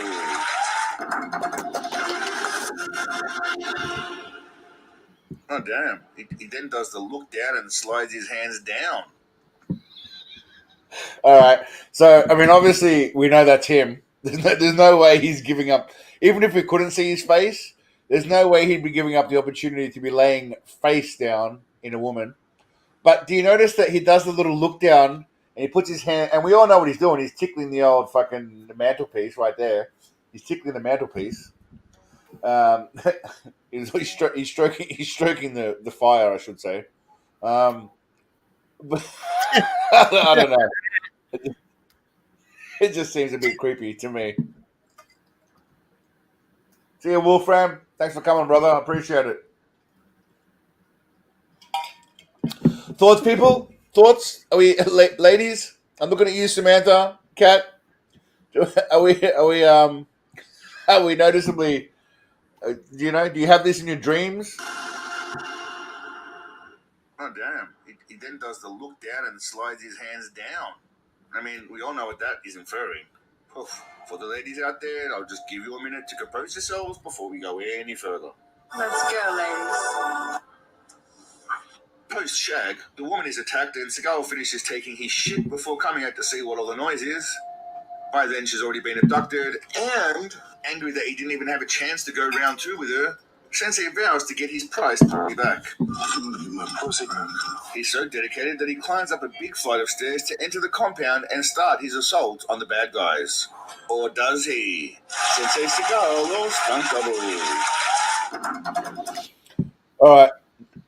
I mean, that guy looks kind of rotund, but I don't think it's Seagal still. I Look just at don't think. I just can't. shape of the back going to the waist. There's not enough barrel. He's not bulbous enough. Agreed. Also, why would he walk when he doesn't have to? There's no value for him. There's actually no value proposition here for him. He doesn't get anything out of doing the thing. It goes against the commandment to remain seated. Well, this makes there's no benefit for him. Why would he walk when no one knows it's him doing it? They can't see his face, so why the fuck would you bother? I mean, I kind of get it. I'm not gonna lie, I get it. Like, if I had the ego of someone like Seagal, let alone if I was actually an actual successful actor, but if I had the ego of someone like Seagal, I would definitely not do anything that did not require them to see my face and bring that value of my orange sunglasses, drain hair on my head, rodent, chubby, goatee that I've kind of got that anyway. Yeah, there'd be no point. So I think, I agree with him. I actually agree 100% with him. Fuck that. And my thought was too, this was a low budget affair. They only have enough money for one camera. So they have to do multiple shots. He can't be, like said in chat earlier, he can't be bothered with that peasant shit. He's there for a face, the moneymaker. They don't need to see his fat back. I mean, I hear what you're saying. I'm a little offended that you call this low budget. This was done by Steamroller Productions, which is owned by the great man himself, who obviously only puts on high quality productions. Joke. I mean, we've seen how many of his movies right now. The man does not skimp on quality. It's all about quality, not quantity in a Seagal film, right? I will do 10 Hale Stevens when we're done here. I think you should. I think you should. It's okay. We all make mistakes. I've done it too, but just let's just not. I'm ashamed of myself. Look, sometimes we all have to doubt the Great One to then reinstill our faith in the Great One. It's just part of how it is. It's not fat; it's muscle. Cookie I muscle. like that. It's Steve's muscle. He waddles up, and I mean waddles up, to some henchman watching the cameras. Naturally, this guy just puts his arms up against Sensei's in a martial arts style combat stance. As you do Slappity, when a slappity. stranger wanders in. But he Slappity, deserves slap. a beatdown. Yeah. So some strange dude walks into a place where you're security, and the first thing you do is you put your hands up against. Like, how does it? What are we doing here? Like, what are we doing? Who does that? Who does that in real life? Honestly. Birds of paradise before they fuck. If someone comes into your home and then and you don't recognize them, do you just put your hands up against? Is that what the first thing you fucking do? I just don't get it. It's just fucking ridiculous. Who's done this before? How many of you have done this when you've met a stranger that you felt negative vibes from? You just put At your least hand 3 up times against a week. Yeah. I mean, I can't even count on 2 hands how many times I've done it. Space icebreaker. Slappity app is slice ice. What? Slappity, slappity, slappity. Oh, does Space Ice do that, does he? Does it? I I don't think know. I've watched a lot of Space Ice. Maybe. Well, Because MK Heyman saying slappity slap app. has been Slappity on slap our is from South Park. Slappity slap slap slap Yep. is from South Park, Yep. not from. slappity, slap, slap, slap. Yep. That's from South Park. But anyway. He's about to get for this complete disrespect. Look at you. I'm Sensei. Now, I know what you're thinking, that the stuntman does most of the work, and the quick cuts make it impossible to see what's happening, and it's a bunch of random slaps. But, this scene here, where he does a little dash to pick up that knife, is definitely 100%, I bet my gonads, Big Daddy Usain Bolt himself. So, let's respect that. I mean, what an athlete! Look at him! Look at him in his look at him in his stride. A couple of people He's like so- the Usain Bolt comment too, which was just cute. Yeah, Eh? he's so fast. If you blink, you miss him. Well, I mean, whoever says he doesn't do his own stunts, fuck you. I mean, watch. Look at him. Look at him. That is all him. There's no just the hair, the sunglasses, the goatee. It's all him. Sensei reveals to the unenlightened why he is on the holy mission that he has been on for 40 plus years. I'm here because I must be a dumb motherfucker or something. But we also get a glimpse into why Russia and Vladimir Putin. are his best friends and why he now loathes America. Wikipedia. Yeah, they told me that, and I read a few reports. Big Papa Border Patrol decides he'll be making a choice of who enters the US and who does not. I just can't let you come into America. I'm Russian. The last little fight scene is kind of cute. Big Daddy does some stuff and slapping, and then this little adorable kick at the table. I don't know why. But when I was watching the movie, that made me piss myself laughing. I get the point of it. It's supposed to show that he's tough and he's just kicking the shit out of everything. But he does a little 45 degree angle fucking, well, you know, we'll call it 90 degrees if we're being generous. Kick to the table. It's fucking hilarious. He gets his knee up pretty far in that. Hey? His knee is pretty high up in that. That's I pretty don't know generous about that. for him. It's up past his, For him, yeah. it's up past his waistline. Yeah, but that's not saying much because his waistline hangs down. His belly hangs down. So the waistline's probably at his knees. If we look, let's look at it again. Let's watch it again. Table. Are we shaming the master for his kick? Look at that. It's above his belt line.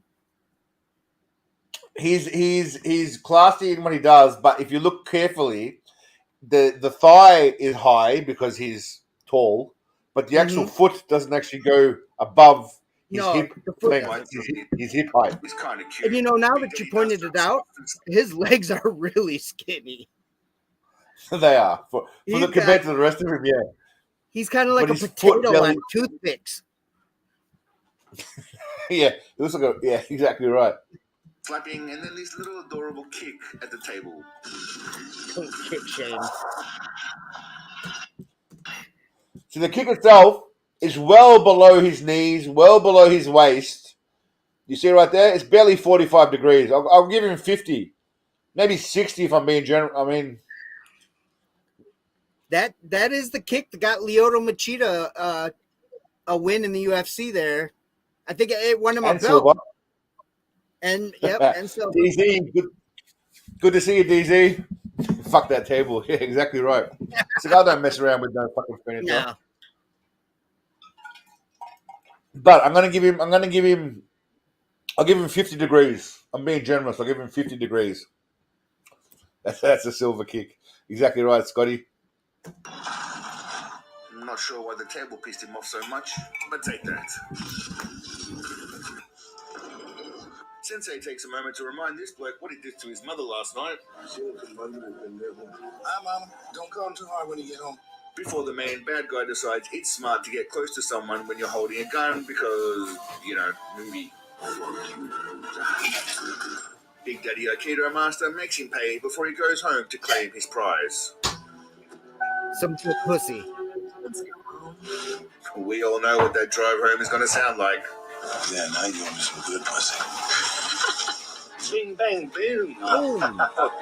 But there's always time for one more installment of Sensei Cigar Stunt Double.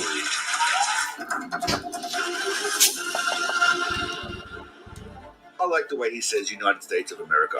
I think it's cute. United States of America. All they need to know is that they're safe. And it pretty much ends like that. I don't know why. That he I love afforded the way us it's just America. just to walk away from things. I think it's amazing how he's afforded a stunt double to do just the simplest shit. Like A-list, mate. A-list stars. That's what they get. the stunt double. I wonder if the stunt double takes a shit for him. Like it's amazing. Man, this shit's maybe definitely not the eating man. He doesn't have to do anything he doesn't want to do. I love his dancing. Everyone loves his dancing, Samantha. That's what unites us all. I like the way he says United States of America. I just want to touch on the United States of America, the way he says it. Just I think it's cute. United States of America. I don't know why. It just made me laugh when I heard that. That's kind of the same inflection as like his kicks. It's very similar to mine, or what's he say there to Ariel? His wazza. His wazza. His wazza a little closer to mine. Mine. America. He got a lot of shit he says like that. Yeah. We almost touched it. You're right, Samantha. We do need to take notes. All right, we're going to finish this up. And then while I'm doing this, I'm going to mix a drink. But I'm going to play for you guys a special cigar clip after this. All they need to know is that they're safe. And it pretty much ends like that, knowing that Sensei Seagal is keeping the USA safe. I hope y'all appreciate it. Well, legends, what did we think? I must admit, Big Daddy was in this movie a lot. I mean, a whole lot. Much more than I'm used to with him. And I loved it. There were some subtle use of stunt doubles in this movie, but I think our Lord and Savior represented himself well. He landed the lady and sat down as much as possible during the movie. By the way, he actually was in this movie a lot. A lot more than I thought he would be. A lot more than he usually is. So that's why I went for about 22 minutes, roughly, because normally he's in the movie for about fucking 12 minutes. And I don't actually give a shit about the movie. I just care about what Seagal's doing in the movie. But he was in this fucking movie a lot. So hats off to him. 2016, he would have been what? He would have been, what's that, 7-8 years ago now? He would have been 64 years old. So hats off to him, man, for being active at 64. That's all respect the great man. That's a lot of slappity slap for a man For in an old man. his mid-60s. Plus that amazing 100%. front kick. Yeah, exactly. The stunt double takes a shit for him. The only thing they don't do is eat for him. Yeah, of course, he eats for himself. Now, I don't know how many of you know this, but recently Sensei Seagal was in Russia with his mate Vladimir Putin. He was being given the Order of Friendship or some bullshit. Any of you know about that? I'm sure you all do. GV. That's a good question. I don't know if he is. There's nothing planned for him in terms of movies, so he may be. I'm not sure, but I reckon if they throw enough money at him, he might do it. He definitely might do it. Have you? But yeah, have he you was looked at recently his, in Russia. Hey, Have you looked at his IMDb lately to see if like there's some upcoming projects, or like where they, like when we looked at this last Broads where it had the the grayed out, it didn't have the promo picture. Does he have anything listed like upcoming? I mean, he films mostly like Eastern Europe anyway, yeah. Nowadays, but Asia. Well, upcoming, it says Tip of the Spear. Oh, and Above the Law which is 2. I heard about pre-production. that. Yeah, but I don't know how much. I've been hearing about Above the Law 2 for like 50 years, though, so I don't know about that. Well, that's pre-production people means talking nothing. how they wanted Above the Law 2. I have heard recently, man, where did I fucking hear that? And I thought, oh no shit, man. Now that I've been ordained the Cardinal of Cookies, I seem to see Seagal stuff everywhere. Like I've WhatsApped you some things that people sent to me, or that I've found, like that those AI pictures of Seagal, or the thing about his mansion. Yeah, the bulletproof mansion. Like things come up. Like all of a sudden now it's that effect. Like I see Seagal everywhere, and somebody was talking about how they were working on Above the Law too. That maybe this, and I think there's money behind it. I don't think it's supposed to be a VOD. I think it's something they're trying to actually go to theaters with. That's annoying shit. So we'll have to wait and see.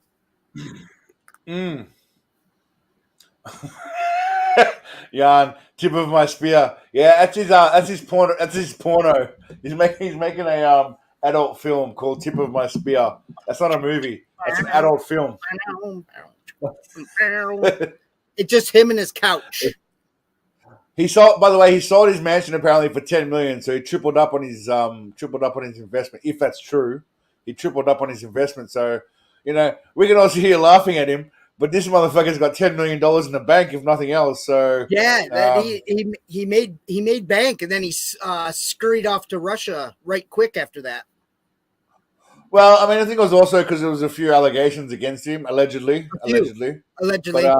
Yeah, he's doing all right. I saw this house in the interview with Justin Lee Rollins he did in, I think, 2007. So he's had this for a while. Well, 2010, I can't remember. 2011. I think it said he sold it in 2016.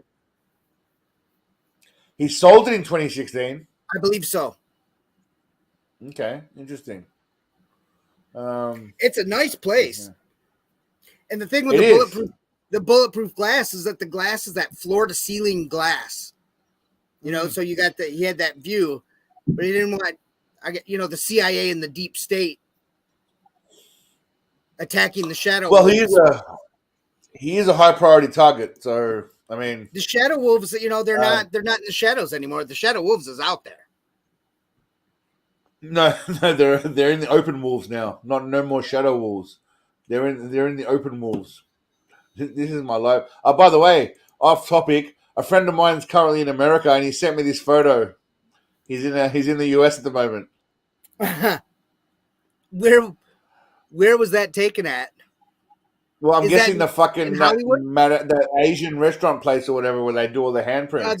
The Chinese theater, Man's Chinese theater or whatever. Like the Hollywood Walk of Fame area. Yeah, he literally sent me this yesterday. So he's in America at the moment. So I'm guessing he's where the fuck that is. but I had a bit of a laugh because he bothered to look for Steven Seagal, take the photo, and send it to me. So I got to respect that. Yeah. I wonder who's right next to him there on the right. I'm guessing it's Warren. I'm going to guess Warren Beatty, only because I don't know anyone else that's called Warren that's famous. So I'm going with Warren Beatty because I don't know anyone else. I was trying to compare the hand sizes. They actually look similar, but Seagal's got sausage fingers. That looks small for Seagal. Yeah, Seagal's got sausage fingers. I've seen him. I thought the feet. That's what I thought, Cliff. Warren Beatty. And he's pretty.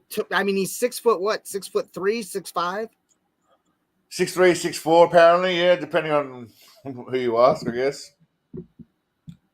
He's got Trumpian hands. Yeah, Someone said that Snowflake. before. Someone said, who's Warren Sapp? Is that Bob Sapp's brother? No, but Warren Sapp played football. Okay. Bob Sapp's a pride fighter. He played football. What's the one for? Bob Sapp played football also before he fought did he? MMA. Oh, yeah. He was a shit fighter. He was a horrible fighter. He was just a big motherfucker with great genetics. That fight between him and Minotauro Nogueira in Pride, where he powerbombed Nogueira, and I thought he broke his neck. That fight was awesome. If he wouldn't have gassed and let Nogueira get an armbar. He's like 6'9" and weighs 300 pounds, fighting against people that are like literally half his size. When he fought against what's his name? Yeah. The Black Dutch dude. Fuck, man, it's escaping me right now. Or Gilbert Idol or someone help me in the comments. The bald guy, the bald Black Dutch dude. Yeah, Gilbert Idol, yeah. No, it's not Gilbert Idol. It's someone else. I can't think of his name. The guy who punched out the Finnish referee. No, he wasn't a dog like that. I can't remember his name, bro. I should know this. Another black bald Dutch guy? Yeah. Yeah, another black bald Dutch guy. Not Overeem. No, not Overeem. Smaller guy. I can't just go to Google now and type in bald black Dutch guy. Because it's not going to go. Anyway, who gives a shit? Let's go back to Steven Seagal's handprints. That's it. Hoost. That's it. Yes, Ernesto Hoost. That's what I was thinking of. Thank you, Paco. Ernesto Hoost. Yes, good thank you. Thank you, my friend. That's what I was thinking of. Thank you, legend. Paco. You're a champion. Shaft. Yeah, from the movies. Shaft. That's hilarious. Yeah. Not Page is the older. No, not Page. We got it. It's a Hoost. Well done. All right, so now I'm going to play for you guys a little. See, again, time goes so quickly. We've been through an hour and 40 minutes, and all we've really accomplished in terms of like tangible, measurable shit is that we've watched fucking 9 minutes of 12 minutes of a video that should have taken 12 minutes to watch. So you know, this is what happens. We're gonna play. I'm gonna play for you right now. The big man in Russia with his mate is being honored. I'm gonna play it. I'm gonna go for a quick toilet break, and then we're gonna come back and go through it. So I'm gonna leave it uninterrupted for the. It only goes for like a minute and a half. Enjoy it all. When he's talking at the end, he's talking about Russia when he starts to have his conversation about what he's harping on about. It cuts out a little bit, but just have a bit of a listen. Give me a moment. I'll just set it up for you all. Jerker, you've already seen this anyway, so you can kind of just chill out. When you come back, I'm going to swap with you because one of my cats is in here knocking stuff over. She wants out. Go now. I can hold it, mate, for 5 minutes. Okay. All right. As long as you're not going to be longer than 5 or 10 minutes, I'm good. I'm not going to piss myself. Oh, no. I could be 5 or 10 minutes. I'll have a cigarette real fast. Can you make it? Yeah, go for it. All right. Yeah, go. All good. All right. Ready, y'all? That's so here on the left here, as you can see there, that's Big V. Big V's just standing there. Joker thinks it's a plant, a double, but let's watch it. Стивен Фредерик Сигал, специальный представитель Министерства иностранных дел Российской Федерации по гуманитарным связям.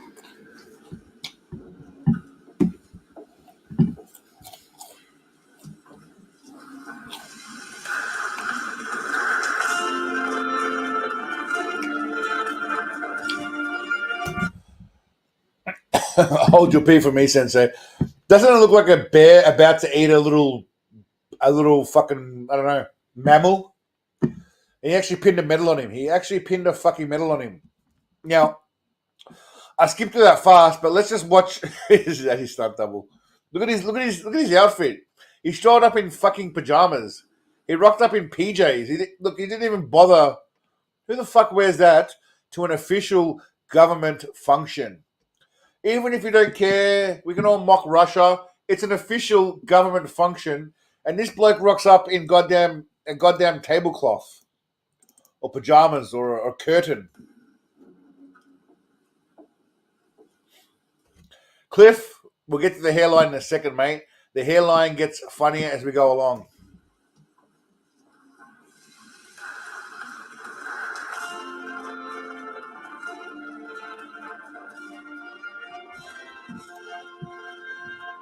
Was known for human trafficking, organ trafficking, narco trafficking, child sex trafficking, Sorry. So when he gives his speech now, he's talking about Ukraine. Just so you all know, it cuts out at the front, but he is talking about Ukraine. So I'll skip it back. Was known for human trafficking, organ trafficking, narco trafficking, child sex trafficking, biochemical warfare labs, fascism, Nazism. And these are the things that we still try to make them our brothers. And these are all poisons that can affect the entire world, not just us. Many people say we are facing an existential threat by all these conditions, but actually the whole world is at risk of becoming dangerously close to entering into World War III. We are facing the same monster trying to devour, conquer, and control the world through lies, disinformation, and manipulation. This war that we are currently embroiled in was started and financed by the West and has come to involve the entire world in a fight against good and evil. All religions, all nations, and all people should unite instead of being controlled and fooled by the monster of fake press. The spectacular, brilliant, selfless leadership that our president has given to the motherland could not be calculated and described with mere words. Vladimir Putin. All right, so that's absolute perfect timing by me, just coming back right at the end of that. What are we thinking? What are we thinking there, people? You know, Big Daddy Cigar. We don't get political here because I don't really care. Again, I don't get political because I don't care enough about any of it. It's all bullshit to me. I still believe in wrong or right and those kind of things, and I don't like the innocent people die. But beyond that, it's all above my pay grade. But here, whoa. Slow down, Russian dude.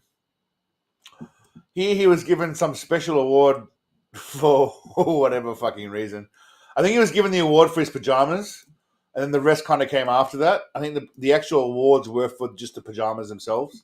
And I understand it. I dig it. I mean, look at him. It's like... There's a moment here. I thought for a second here they may have kissed. Joker and I were talking about that earlier. There was a moment here where I thought Seagal... Let me get rid of that. Seagal may have leaned in for a bit of a smooch, but calm down, Joker. Calm down, mate. Hold it in. Yeah, he's gone for a smooch, and then Vlad pulls a power move. Right, they shake hands, and Vlad looks away from him. Look, there was eye contact, and then Vlad looks away first. That's a basically lifting his leg and taking a piss on Seagal kind of move. Right here, ready? Eye contact, and then just pulls away from Seagal. Basically says, fuck you, I'm not looking at you anymore. And that Vlad, by the way, does look a little bit like a fucking AI or CGI. That's all I'm saying. Was known for human trafficking, organ trafficking, narco trafficking, child sex trafficking. All right, now chat. I'm going to put up a poll right now. Let's do a poll.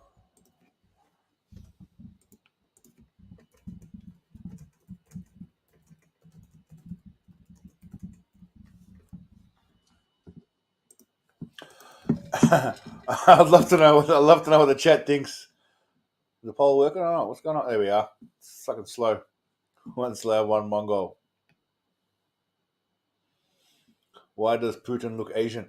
I agree with this, Snowflake. He looks weird, right? Like Putin looks really weird in this. I don't know if it's the footage. It's shitty footage too. There's the handshake.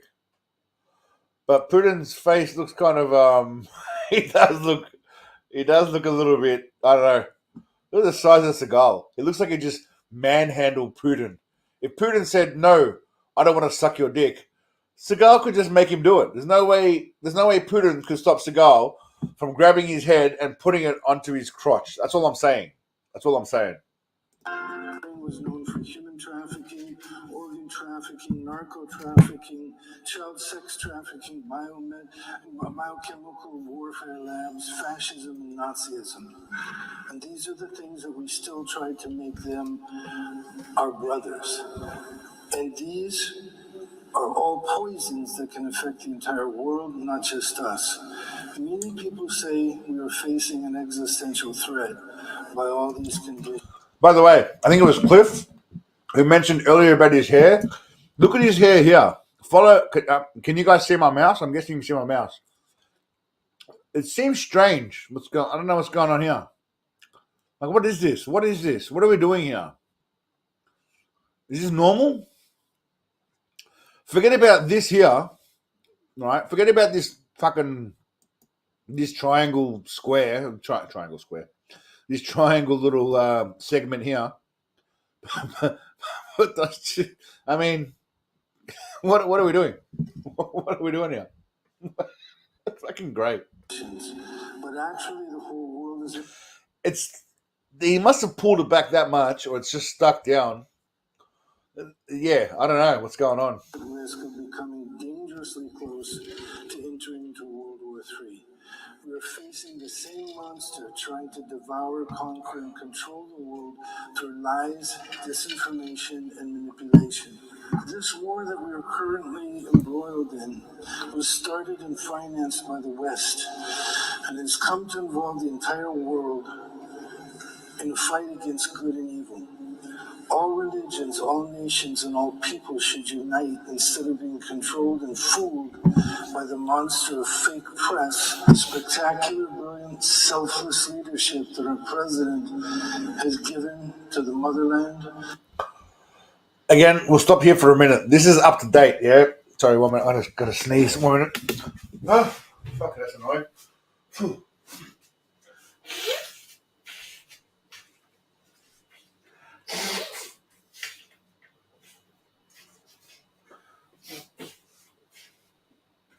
My apologies. The old snot rag. What I want to point out here is the distance from his pants. If you look here, from his right leg, follow my mouse, to here. There is considerable girth. Now, that's not a problem. I'm not fat shaming. But if you're going to rock up to a government function, an official, where you're being honored for a medal, at the very least, wear clothing, not a tablecloth that just makes you look like someone who's, I don't even know, he's got some kind of voodoo necklace, shaman shit going on with Asian tablecloths, and it's just a mess. Get your lane, like whatever look you're going for. Don't just chop and change from everywhere. Could not be calculated and described with mere words. Vladimir Putin. Well, that's a good question. I imagine because he probably was inspired by the Eddie Munster look. It's now profitable for that company, I imagine. Imagine if you made I might start making a triangle patch hairstyle. People would buy it. I reckon people would buy it. Definitely. What's going on in the chat there?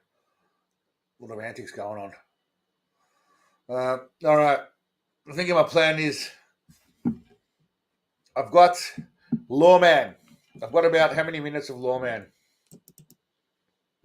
Lawman has become a staple for me. I need to 8 minutes. 8 minutes of Lawman.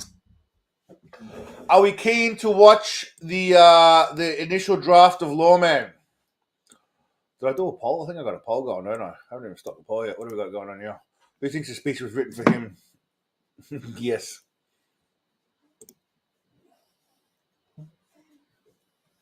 Mm-hmm.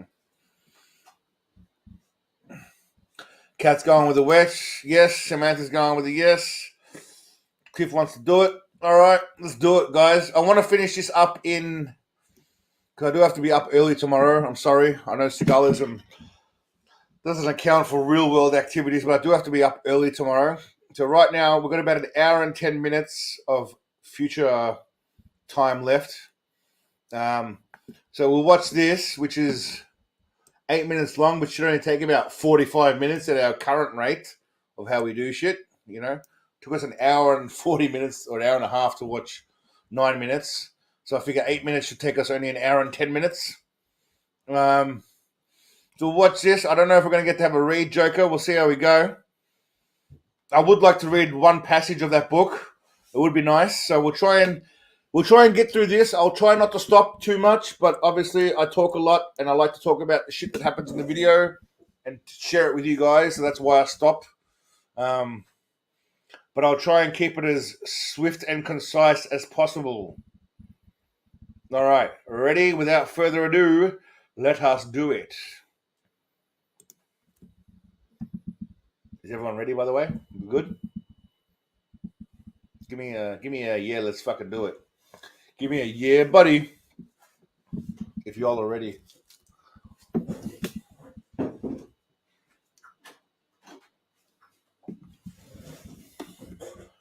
Keep talking. I don't think anyone's here to listen to me talk, are they, Scott? I think people want to see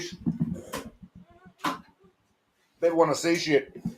Not listen to my bullshit. Yeah, buddy. All right.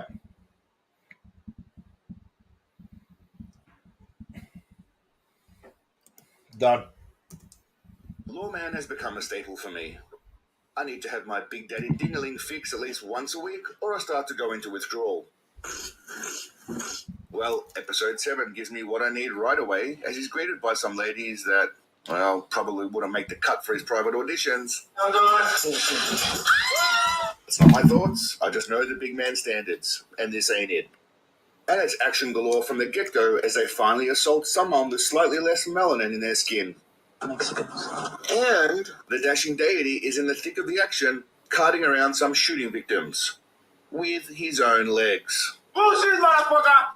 Cruising the mean streets of Jefferson Parish, or as Big Daddy calls it. These are the jets, these are the projects. The team are itching to do some Proactive police work. The chubby turtle informs us that this area is a haven for gardeners, maids, and pool cleaners. A lot of Hispanics moved into this area because there's a lot of work here. Then he throws out an unnecessary racial slur. Sometimes they're referred to as wetbacks. Before Big Papa Preacher. Okay, I'm gonna stop it right there. Is that considered racist or what? I thought I'd lean into the Latino Mexican thing there a little bit, and I know they call them wetbacks, but I thought I'd chuck it in there.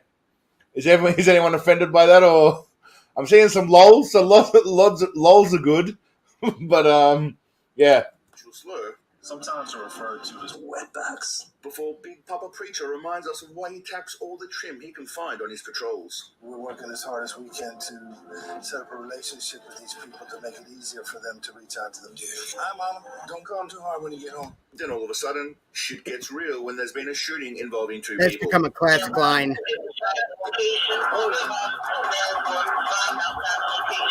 It's alleged there's cookies involved, so Big Daddy Oreo is understandably amped. Oh. Sensei Sherlock manages to put together the pieces because he's a genius. All right, I'm going to stop there. So this wetback comment seems to be getting some attention. We'll go back to that. I know. I actually took that line from Sons of Anarchy with what's his name? We voted it in. What's his name? Fucking the guy. I can't remember his name now. Jax? Is it Jax? From I never watched it. Moved into this area because there's a lot of work here. Then he throws out an unnecessary racial slur. Sometimes they're referred to as wetbacks. Before Big Papa Preacher reminds us of why he taps all the trim he can find on his patrols. Damn. Is wetbacks is what exclusively for Mexicans or all Latinos? It's generally all Latinos. Then I'm right. Because I thought I was just being racist against Mexicans. I was trying to get all Latinos, so I'm all good. All right, well, Mexican isn't a race. Mexican is a nationality. Listen, bro. Listen, man. Don't get into the semantics of shit, all right? No one cares about that stuff when it comes to racism. No one cares about that stuff when it comes to racism. Jewish is a religion. People are racist against Jews. And it's a religion. It's not even a race. So, you know, It's not- it is what it is. I had a guy in a German bar get pissed at me because he heard me talking shit about French people, and he stood up and screamed. He's some Antifa kid, and he stood up screaming racist at me. And before I hit him with a pool cue, I said, "You stupid asshole! French is a nationality, not a race." Pow! I agree with you 100%. Technically, but that doesn't matter in the real world. No one cares about the actual details of shit in the real world. I love Germany. German guys are fun to punch. Jewish is an ethnic desert. Say again, too much detail. Too much detail, Noam. You're an award-winning scientist, Noam Chomsky. I can't compete with you. Brazilian is also an ethnic tribe. You're the Pope of Seagalism. Of course you can. I like your bullshit. Thanks, JS. Appreciate it, mate. We're back to illegal immigrants, Mexican immigrants whose backs are wet from crossing the Grand River, which is the border. Yeah, fair enough. I just know it from Sons of Anarchy, and I know it's a derogatory term to some extent. I know it's not a term of affection, that's for sure. I just didn't know how offensive it was. That's all. I'm a white dude living in Thailand. I don't know about racism. The pegging at this point. All right, I'm gonna keep playing. Hey, Snowflake is correct. It's illegal Mexican immigrants whose backs are wet from crossing the Rio Grande River, which is at the border. I saw that. Yeah. Set up a relationship with these people. Or Cubans who cross the Atlantic Ocean into Florida. And all of a sudden, shit gets real when there's been a shooting involving 2 people. True that, Max. It's alleged there's cookies involved, so Big Daddy Oreo is understandably amped. Sensei Sherlock manages to put together the pieces because he's a genius and you're just a moron. Sound like 2 people shot in an armed robbery. 2 seconds. Here they are. 2 people shot at the location. Yeah, this part I find hilarious because the lady on the radio literally says 2 minutes earlier, "Be advised, 2 people shot at the location. Someone was robbed at the location," and then Sensei Sherlock Holmes here is like, "Sounds like 2 people were shot and someone was robbed." Or no shit, they just told you that on the fucking radio. Look at that face. Well, like I do try to capture. Like he can't believe what he's hearing, and he's like, "We're not going to be driving towards that, are we?" Wow, he's hoping for that. That's good footage, mate.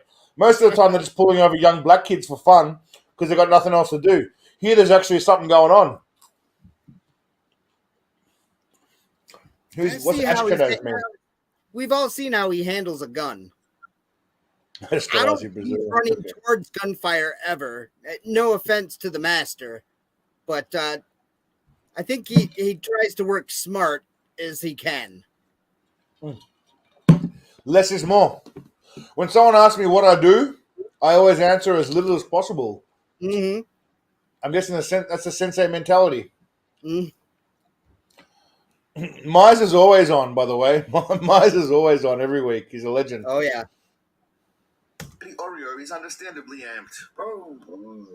Sensei Sherlock manages to put together the pieces because he's a genius and you're just a moron. Sound like 2 people shot in an armed robbery.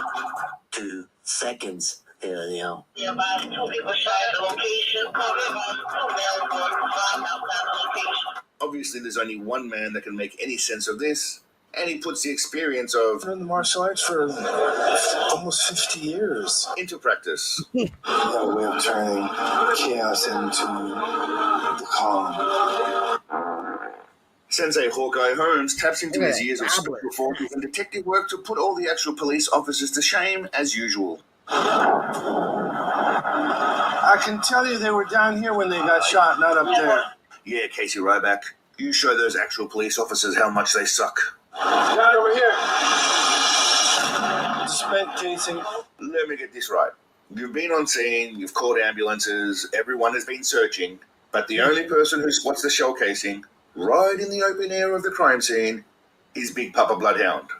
I mean, give me first of all, the way they film this show, it makes every other policeman look like they're absolute dumb shits, and without Seagal, they couldn't solve any crime at all. And then secondly, how are we supposed to believe they've called all these ambulances?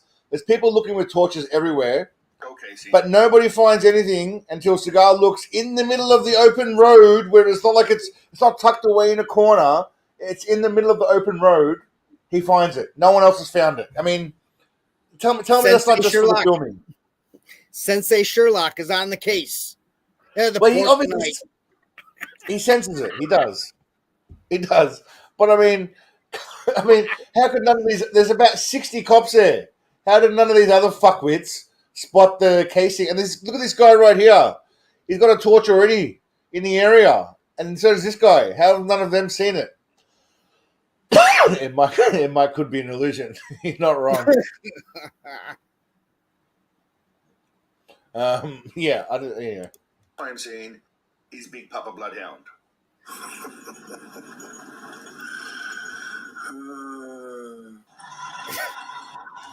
That was the first time I recognized him breathing in so heavily, and I thought it needed to be accentuated with a slow motion.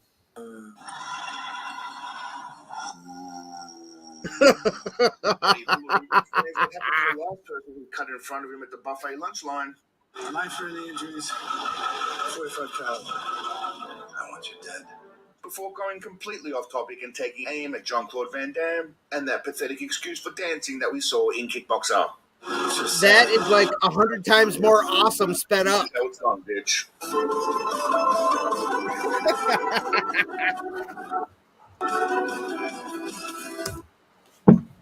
It's a dance off. Dance off. Well, I mean, I didn't want to have a go at JCVD, but I mean, you know, when it comes to dancing, there's only one man. But by the way, the devil can dance. Off the record, I shouldn't say this on the live. Actually, I won't say it. But off the record, this scene. Where is it? No, too far. This done, bitch. This is how it's done. Fuck off. Yeah, this scene was one of my favorite scenes in Kickboxer. I used to rewatch it like over and over again, and piss myself laughing. The devil can dance. He is. Okay. Pathetic excuse for dancing that we saw in Kickboxer. It's just sad. It's terrible. This is how it's done, bitch.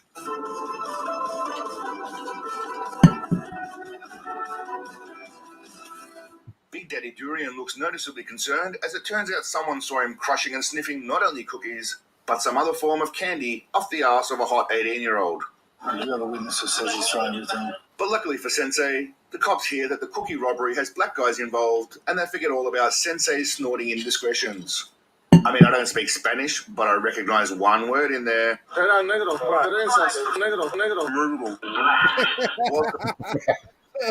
Yeah, I thought they would get a cheap laugh, but yeah. I mean, I don't speak Spanish.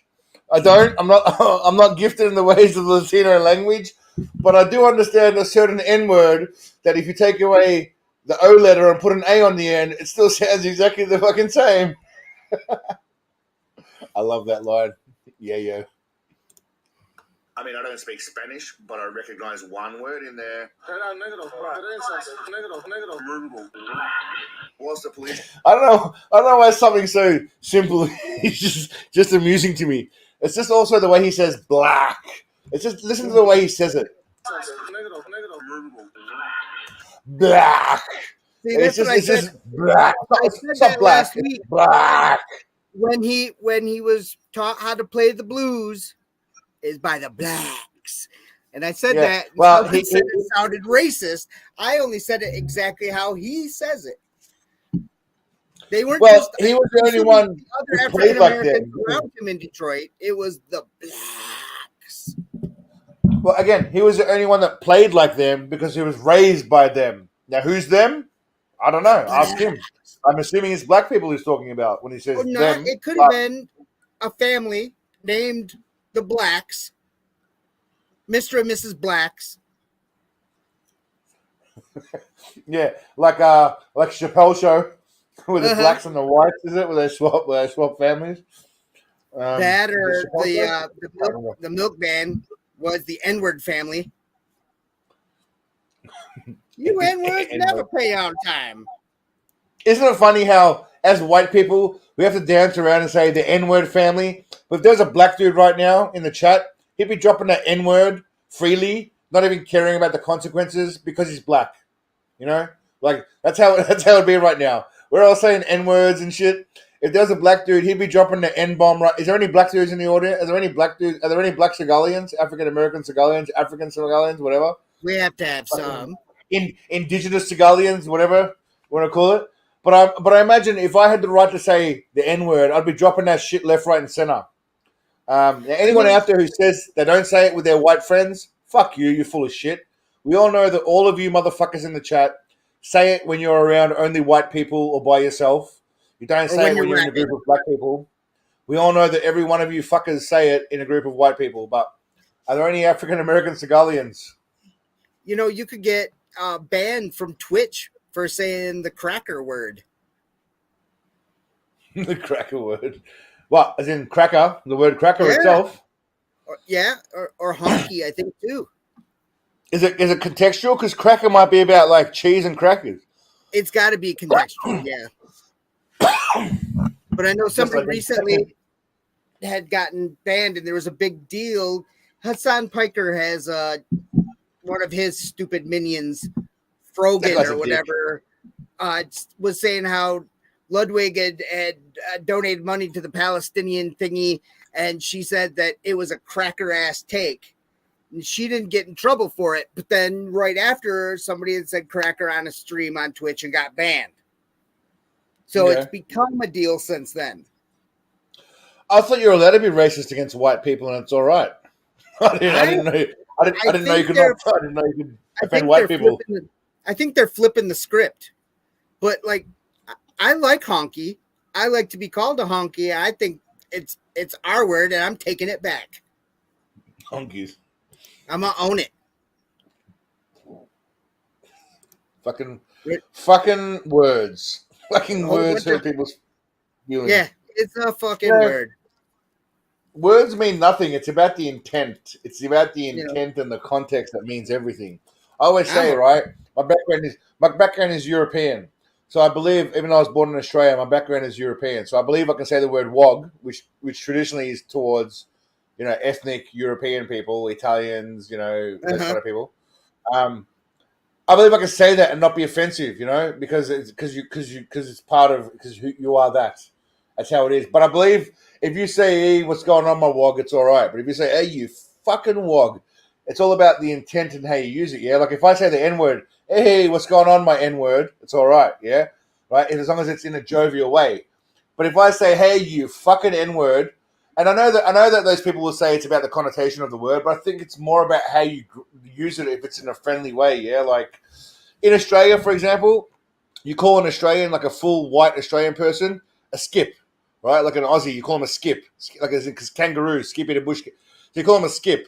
But if you say, you fucking Skippy, it's all right. But if you go, you fucking skip, again, I think it's all about how you use shit, yeah? That's just my humble, narrow, minded opinion. Unfortunately, America has gotten really moist, and everybody likes getting butthurt. So they just pick fucking words out of the dictionary to get butthurt about. Pretty much. I mean, we're pretty sensitive nowadays. And some people are a bit more thick-skinned than others. It is what it is. It's dumb. I'm always trying to keep people... It is dumb, but again, we're living in a different world than we were. What about Eshays? Eshays. Eshays. I actually did a video about that a long time ago. Not on this channel. My first YouTube channel that I started a year ago. And I digressed from. Eshays are basically... white boy, basically wiggers, what you guys would call like white guys that want to be black, but the Australian version of them, I guess, is probably the best way to put it. Like chavs. Is it the same as chavs? What's a chav? UK guys. That's a UK yeah, kind of. I guess so. Yeah, I guess the same kind of vein. Exactly. It is about tone. Mark Wild. There you go, Mark. We're talking about chavs. The word cunt. It can be cunt. It can be. I just said it out loud accidentally. It can be chavs. CHAVS.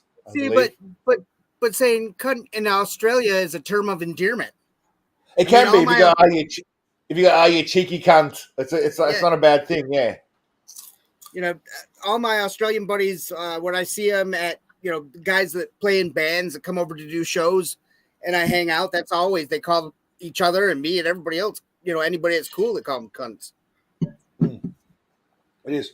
We're definitely getting demonetized again next. We're 2 hours in. We're 2 hours in. We should be able to say cunt 2 hours in. Nah, it doesn't work like that, Brian. So how it works is YouTube has a criteria for what's acceptable for advertisers, yes? It's under certain levels like adult content, sexual content, violence, language, etc., etc., etc. There's ranking, there's submissions that you can put in saying, yes, I use this word, but I beep it, or yes. But if you use past a certain level, you're deemed demonetized. That's why many of my videos, unfortunately, not so bad now, but in the past were demonetized for swearing or...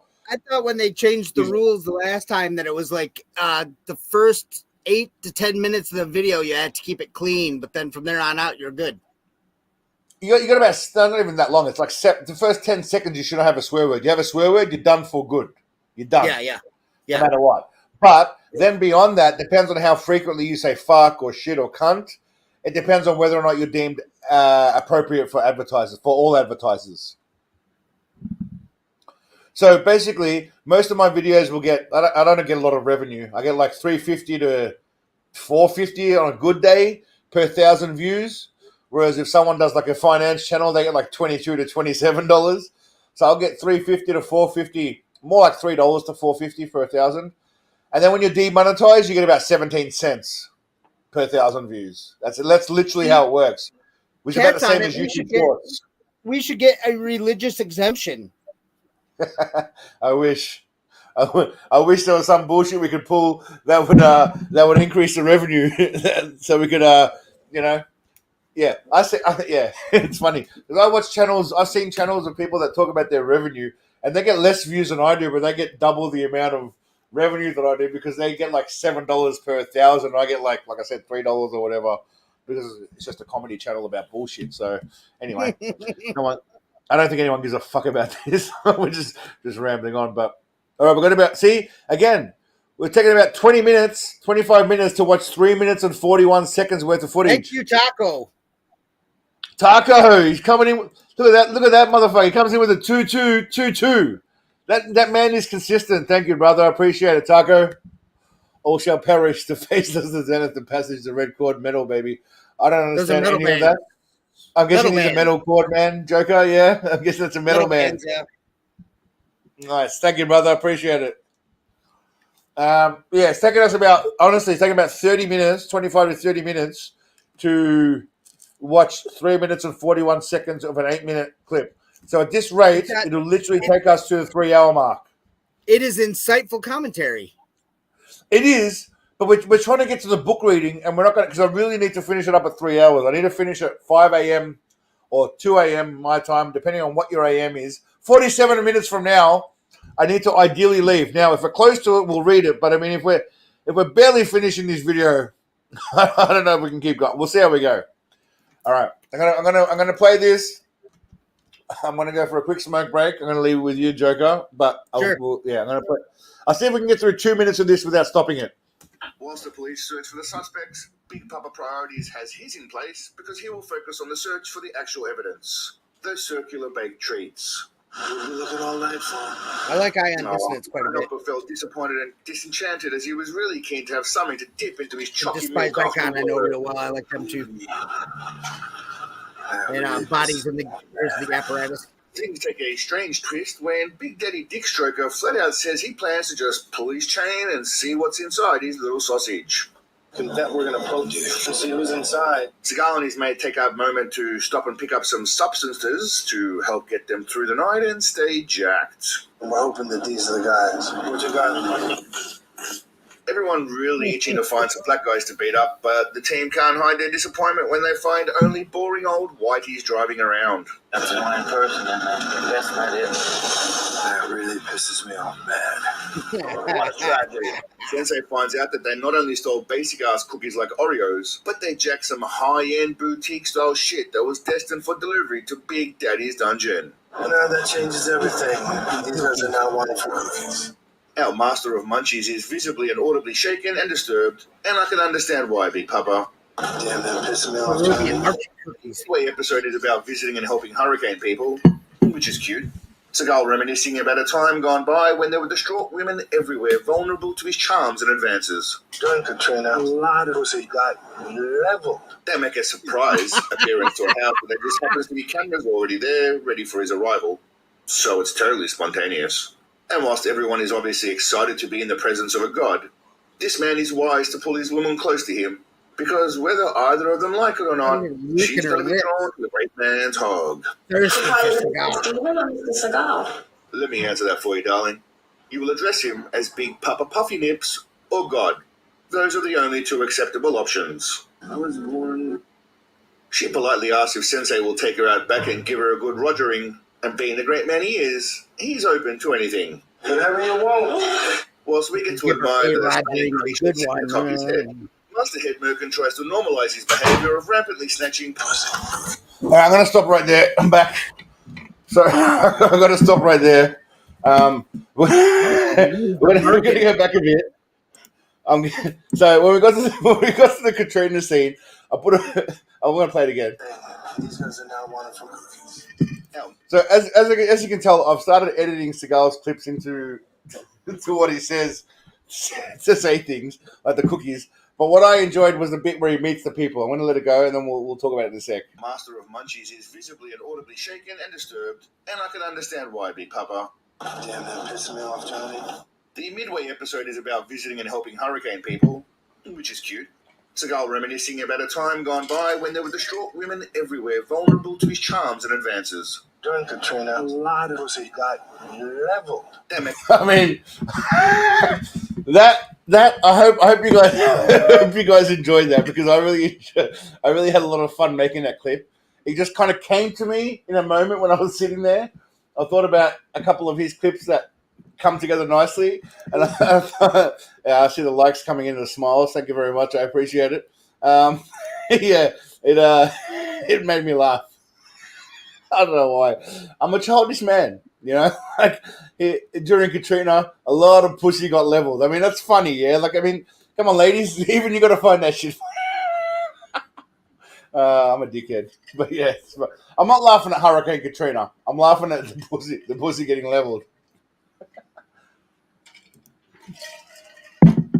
One more time, just one more time. That's pretty masterful. A lot of pussy got leveled. They make a surprise appearance to a house where there just happens to be cameras already there, ready for his arrival. So it's totally spontaneous. And whilst everyone is obviously excited to be in the presence of a god, this man is wise to pull his woman close to him, because whether either of them like it or not, she's going to be drawn to the great man's hog. So probably Mr. Steven or Mr. Seagal? Let me answer that for you, darling. You will address him as Big Papa Puffy Nips or God. Those are the only two acceptable options. I was born... What the fuck? What happened Those there? are the only two acceptable That's options. weird. Okay, so what happened there? Well, I don't know what happened. I'll have to fix that up. So you guys seeing the draft right now. There he says, I was born Jesus. I cut in the clip that says Jesus, but unfortunately it didn't come out for whatever reason, so I'll have to sort that out.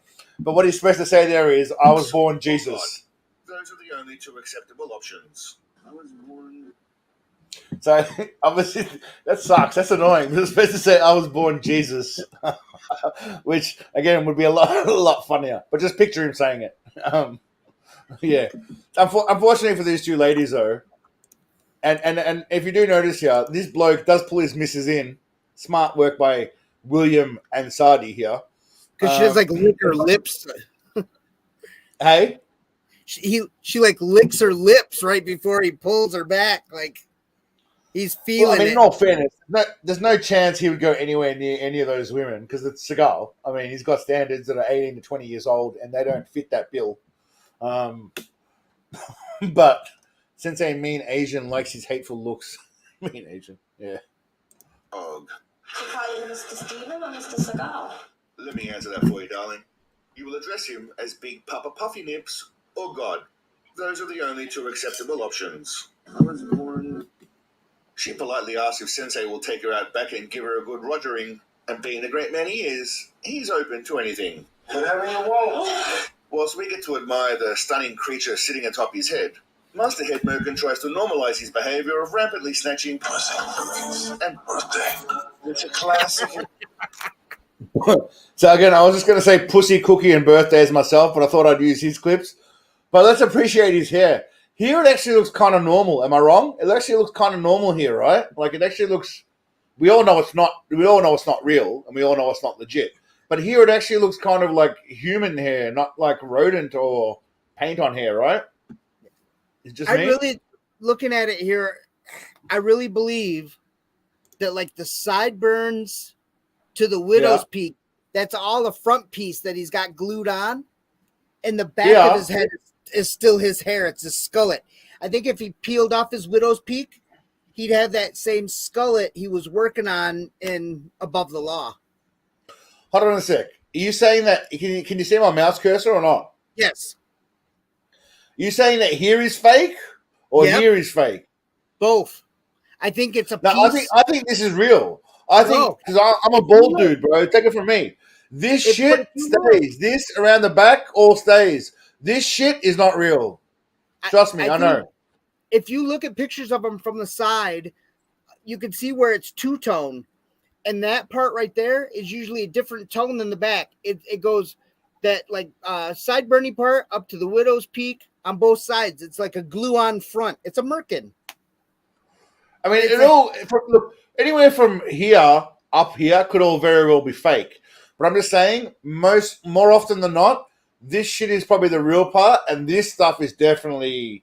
I mean, if we look at Above the Law, I think I've got photos of Above. Let me just have a quick look. Above. All right. So Above the Law, this was him in Above the Law, right? This is his hair. This is pretty solid here for the most part. It's losing its shine there. Have we got anything else going on here? All right. Interview. Above the Law interview.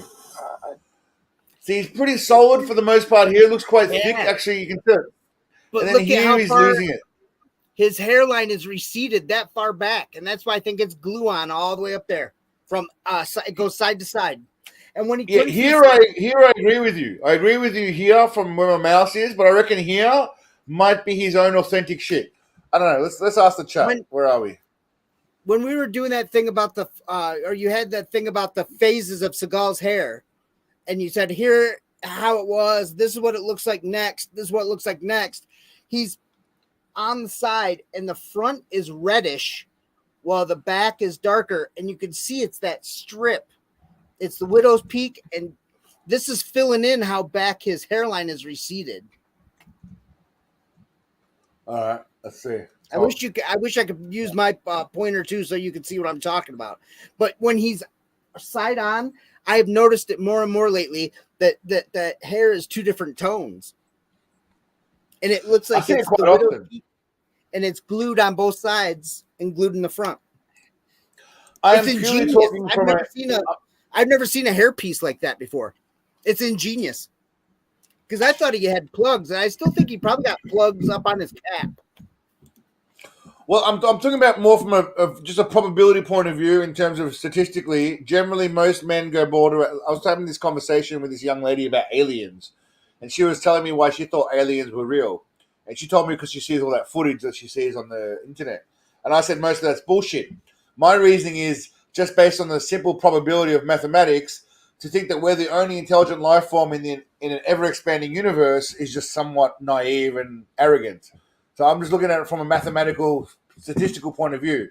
For the most part, no one really has all their hair here and loses shit around the side. You don't ever see a motherfucker who's bald here and has all their hair on top. It's always full of head here, bald as a motherfucker on top. And any other bald bastards in the comments, Scotty, Samantha, you can chime in too.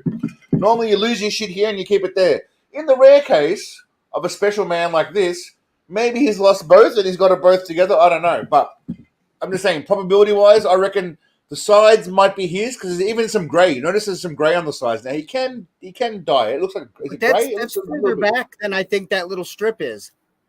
That's Yeah, behind. you reckon just that strip is his and the rest? That could be right. You might be onto something. Gray is that is his hair, and everything above that is his. But what's connected to the widow's peak? Yeah, That's all glue on. I don't even know what the fuck is going on here at the front. Like, what are we doing here? It's literally like a triangle. If we go back to the I'm just gonna go back. Sorry, guys, just bear with me a moment. We go back to the order of friendship. Like what? Look at that! Like just look at it. I mean, it's not even kind of human what's going on there. It's really just a weird. triangle. Like everyone says, the Eddie Munster kind of style look.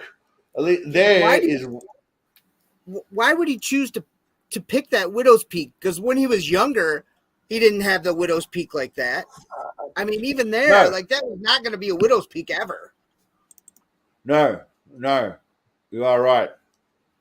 I don't know what he was He should doing. have had these pictures gathered up, like his dojo picture, where he's just a curly-headed bastard. Yeah, we had the thick head of hair. It's all the curly 70s hair that he's got going on. Yeah, his rock and roll hair era. All right, I don't know if we've been ignoring the chat. I'm 44, but Big Papa looks like Kim Jong-un. He's got the Western version of Kim. You know what? It's because of the outfit as well. He's wearing like a very plain outfit that Kim Jong-un, whatever the fuck is that, Kim Jong-un. Utilitarian North Korean type. Yeah, it's very communist style plain outfit. Last week he was wearing a safari outfit to the funeral, so maybe he is a commie. Who knows? Hey, you guys would get along, Joker. Low blow, shots fired. That's below the belt little little dig. Shots fired. Commie shots fired. You're right, Dirty. His hair does look passable in this episode, anyway. At the very least, compared to some of the movies. It's because he's in the trailer park.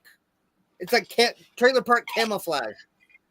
It's acceptable. That looks classy in a trailer park, right? Compared to what you usually see in a trailer park. For sure. Yeah. All right. How far have we gotten this far? We've gotten to 5 minutes, so we did get 2 minutes into it. We did get 2 minutes before having to stop again. All right. Let's bear with me a second. I'm just going to put this up there. All right. We good? Let's go. Let's see if we can get through the rest of the 2 minutes and 20 seconds in the next 30 minutes. To admire the stunning creature sitting atop his head, Master Head Merkin tries to normalize his behavior of rampantly snatching and It's a classic example of what we're seeing everywhere. This bloke is acting like a giddy little school bitch because a well-known Sasquatch is in his living room painting his wall. This is what society has become. This is so cool. Man, this is so cool. He doesn't even need a ladder. That's not fair. I'm so nervous I moved the camera. I'm sorry. Now, I'm just up there. Imagine being a grown man in his how old do you reckon this bloke is? In his fucking 50s, 60s? Imagine being 60s. A grown man in your 60s. Hey? Maybe early mid-60s. Imagine being a grown man in your 60s and being a giddy little bitch when this thing, where is he? This thing rocks up to your house and you behave like a little sissy. What's all this shit down the bottom? Look at this. Look at the separation between his little patch. See that? Yeah. Use your little pointer. There's that separation right there. Now, to the very front, there looks like there might be some hair underneath, but that is where the glue on starts. Uh-huh. And it goes up and over like a rainbow. Have a good night, brother. Sorry, Matt, go. Just saying his hair, if you look, it's like a rainbow. Like it glues on where the line is. And then in front, there's a little bit maybe of his own hair there, but that's where the glue on starts. Could do. I mean, I'm not going to argue. I mean, whatever's going on here looks... That's his. I think that's his hair. Here. Yep. So you think it starts here and up here? Yes, exactly that. Okay, interesting. And then that's connected to the widow's peak. He just glues that front part on to cover his baldness in the front and the middle, back on the crown. Cliff makes a valid point. That could be where his glasses go because he does wear glasses. That could be his glasses separation. True that. That could be. Let's stop for a moment and have a look. When he came into the room, was he wearing? He was wearing glasses when he entered. So. Oh, but look, the glasses don't really. Do they? See, that line is above his glasses there, right? It still could be where his fat head could have moved them. I don't know. Interesting. God, this is like fucking. Either point is valid. Either point is valid. Yeah, this is like unsolved mysteries, and I appreciate how smart and observant the congregation is. To yeah, say, well done, Cliff. Good spot, mate. Yeah, Cliff, that's fucking sharp, dude. That was sharp of you to catch that. All right, we're doing a poll. Oh, a Paul. We're doing a poll for Paul. It's a Paul. Let's see what the people think. Is that his glasses line separation, or is that his balding line? And see, I was sold on that. Was like the evidence I needed to prove that was his glue-on spot. But Cliff, that makes a lot of sense. That maybe that's his glasses where it's pushed down his hair. But it looks awfully bald there.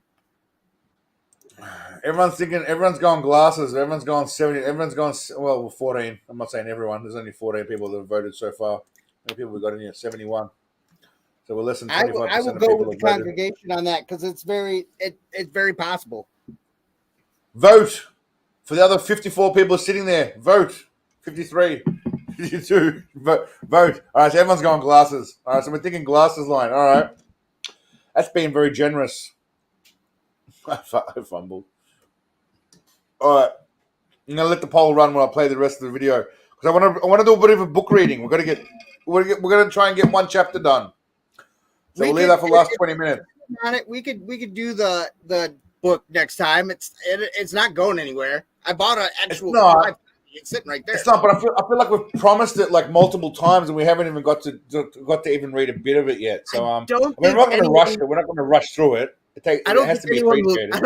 I don't think anyone will die. It's true. I mean, I'm pretty sure most of y'all will be back next week anyway, so we'll do it then. So at the moment, we're about 30% of the people who are in this chat have voted. So the other 66% of you, 60-odd% of you, 70%, fucking vote. But it looks like glasses are winning at the moment. So, Kilane, good to see you, my friend. So it looks like his glass. So it's not balding. So everyone thinks that's his real hair. That's just a glasses line. There we go. I voted glasses. Glasses line it is. Glasses line. I'm going to let the poll go while we keep playing. Look. This is so cool. Man, this is so cool. He doesn't even need a ladder. That's not fair. I'm so nervous. I moved the camera. I'm sorry. Now, what do we think the odds are that Seagal painted that house for any longer than the time required to gain suitable footage? Does anyone think he stayed around and finished the job for the whole day? Quiz time. The answer is A, 100%, he stayed with the people and helped. B, 0%, no hotties between 18 to 20. C, unsure, if he was offered cookies and milk, perhaps. Or D, depends how much coke he inhaled that day. Let me know your answer in the comments. The answer all right, people. Is D. What are we thinking? D. And there can be multiple answers. It doesn't have to be just one. Still D. The answer is always D. I'm gonna give you guys a bit of time to answer while I do this. Ready? One sec. Keep thinking about that while I fucking try. Here we go.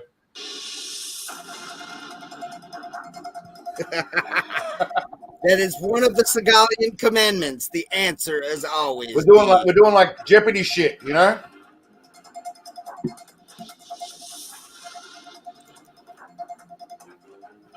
Ten seconds more to think about it.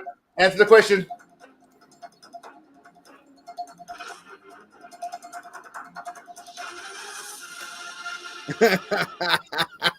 That's awesome. All right. So it looks like BDSM. It's all about the cookies, the massive cigar. D, 3D, B and D. B. I'm sure about D. Okay. I think we're looking. I think D seems to be what we're going with. I was up to.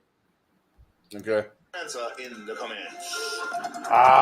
Damn it! Every time I close the window, I have to open it again. I have to readjust the fucking size of it. It's fucking annoying. I wish I knew more about this shit. All right. So D. Everyone's thinking D. D. C. Unsure what offerings made. Interesting, J Doors. I'm surprised most of you didn't answer zero. I mean B, C, and D. I thought B, C, and D would have been the most common ones.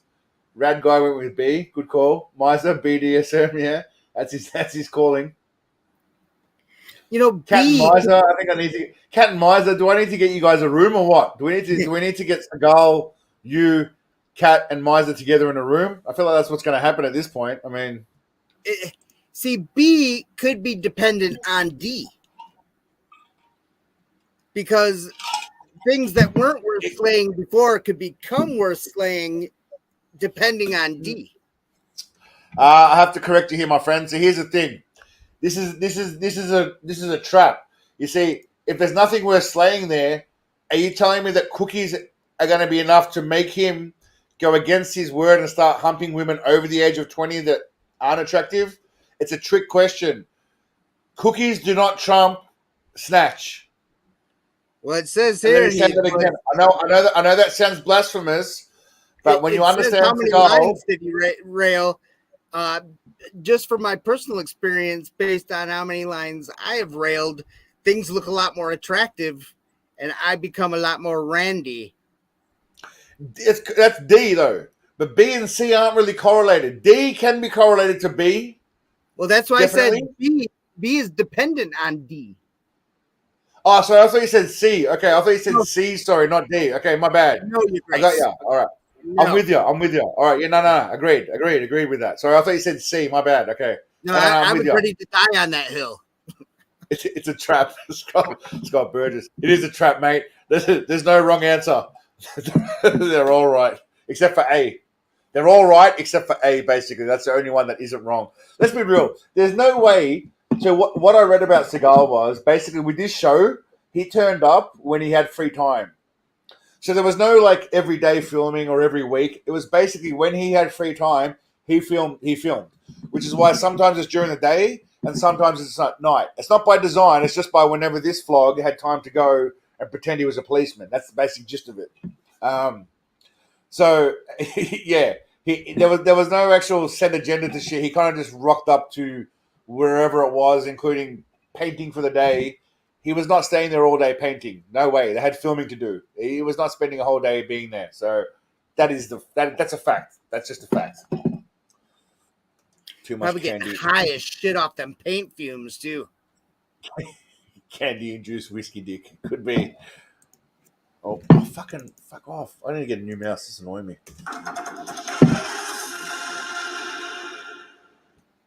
It turns out they may have actually made a little private film together while Sensei visited.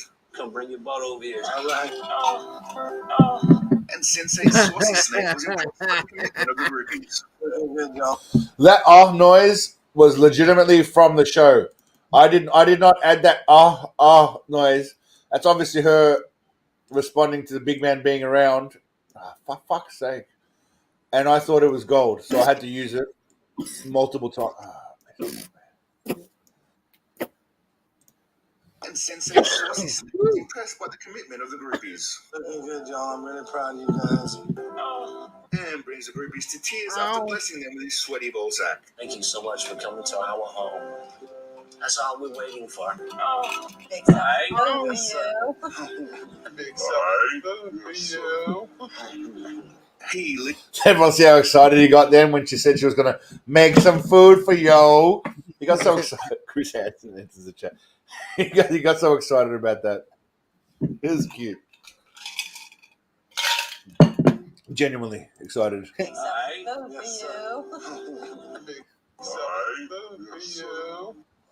By the way, we've mentioned this. I don't know if we have probably mentioned it. Why the hell does he wear two watches? I think that's. I don't know if he's wearing it today, but he wears two watches. I don't know why. Is it a It's watch really and a annoying. voodoo bracelet? One could be his So Fitbit. this one- He could be counting his steps. That's a He good probably one, has a mate. limit. He's got He a doesn't limit. walk. He doesn't walk, so that's a good one. But he normally wears two watches. I don't know if this is a watch or a armband, but he normally wears two watches. So I don't know what the Moscow fuck's going on there. time, Yeah. California time. I believe he has to have a cookie infusion, like an iron infusion, every few hours. So it might be that as well. No Fitbits in 2011. That's a good point. Wasn't there? No Fitbits in 2011. Really? They go back after that, do they? Interesting. Spy watch. Could be a spy watch. Military time. Yeah, that's right. Military time. He was in the army though, right? The CIA. So it seems plausible. He was. Don't doubt him, Joker. You know he was. There's plenty of evidence that supports it. You're correct, my grace. There's plenty of evidence. I mean, just ask him. Just ask him. He'll tell you. That's all you need to know. Medical bracelet, yeah. It says he's got fucking Down syndrome, and he needs fucking. He needs insulin every few moments. I love his face. That is so adorable. 1 second, ladies, Kat, Samantha, I'm looking at you. Is this not the face of a man? Even the little bit of corner hair peak you get there. Look at that. Does that not literally make you want to just leave your partners and go seek this man out and just find him wherever he is? Sensei second trimester belly. He's a downy. Fitbits came out. That's a very 2009. British. Dirty Dovey, that's a very British term, by the way. Downy. That sounds very British. I don't know if is that American or British. It just sounds like a British term. It's a kind of shit breed. That's awesome. By the way, so it only took us 25 minutes to get through 2 minutes for each, right? We were down to we've only got 32 seconds left before it finishes. So let's see if we can do that in the next 18 minutes. I think we'll be all right. What happened to Scotty? Where's Scotty gone, Samantha? He's been replaced by who? Sensei? Sensei replaced him? I was just being. Look at that handsome fat face. Samantha goes, There's a lot of face for you to sit on there, Samantha. Yeah. Definitely a lot of face. You can't miss. Theosexual. What the fuck's a theosexual? Is that people that are attracted to gods? Attracted Is that to an God. actual term? Is that a term? Really? A theophiliac. Theosexual. I'm gonna look it up. I'm gonna Google that shit. If that's a real word, then it's fucking pathetic. That's just ridiculous. It's part of the Urban Dictionary. It's not even part of a real fucking dictionary. It's part of a fucking urban. I don't count Urban Dictionary as words. That's a bunch of shit that people under the age of 40 or 50 have created to make sense of things. Rightly understood, in a divine society, would constantly exist in sexual circuit. No, I'm not buying it. It's ridiculous. Don't give me this shit. It's like telling me that there's fucking you identify as a unicorn. I'm not interested. It's all horse shit. Cookie sexual, Abel Musa. How are you, my friend? By the way, I can get on board with cookie sexual, or sensei sexual. Sensei. I should coin that phrase. Sensei sexual. I'm not sure what that would actually mean. What would sensei sexual mean as a definition? To be a sexually attracted to the sensei. I think, yeah. Maybe a sensei philiac. Sexually omniscient, knowing all about sex, perhaps just knowing everything there is to know about sex. Biscuit sexual. Sensei sexual, yeah. Could be, yeah. Got to spit. See, old-fashioned coffee pot. I like the name, by the way. Coffee pot. It's cute. All right, 32 seconds. 32 seconds. By the way, it took us 3 minutes to not even play any part of the last 32 seconds to get through. Samantha, I'm pretty sure everyone here is sexually attracted to Sensei. That's what all brought us here in the first place. Since then, we've obviously seen that he has a lot more wisdom to impart upon us. But I think we were all attracted initially by the physical lure of the great man. I mean, look at him. Right there. You know, He is the Buddha nature. Chins, the hair at the back there, the potential glasses / boarding line. We haven't really clarified that for sure definitively, but I gotta go for glasses there. That looks like glasses to me too. I let us astray. I can go either way. That's what she said. But I can go either way on it. I mean, I see both your points. There's a certain picture. Mark, I could die. You know what, Mark? You probably would die if you let him sit on your face because he'd probably fucking crush you at 300 pounds and 64. You'd be dead, mate. There'd be no getting up. And if he drops a fart, like that infamous fart clip, lights out, buddy. Lights out. I'm great flooding right now, Sensei. Yeah. You're all moist, are you? What's your moist meter right now? Church is amazing today. Church is amazing every Sunday. All right. 32 seconds. Let's do it. We can do it. There's only 32 seconds left. Oh. He leaves them with a list of specific kinks and cookie flavors, and if they do as they're told, there might just be a next time. Hopefully we're going to be able to visit them again when everything's done. Back on the beat, and the little porkies are in the office where they're thinking about adding salad and vegetables to the lunch menu, and Seagal is noticeably uncomfortable. The hospital. That really pisses me off, man. As expected, Sensei hasn't given up his search for the sugary spherical treats that was snatched from his grasp the other night. I really want to find them. That's the end of it. That's what we got up to. Ow! In the office where they're Hey? That looked like his O face. Ow! I like his little lunch menu, and Seagal is noticeably uncomfortable. The hospital. That really pisses me off. So what really happened, by the way, if anyone actually gives a shit, was the reason he's reacting like that. I don't want to ruin it for everybody, but the reason he's reacting is because someone got shot and died, and apparently that's him reacting, being upset and distraught by what actually happened in that scene. So that's what I'm told anyway. Yeah, that sucks.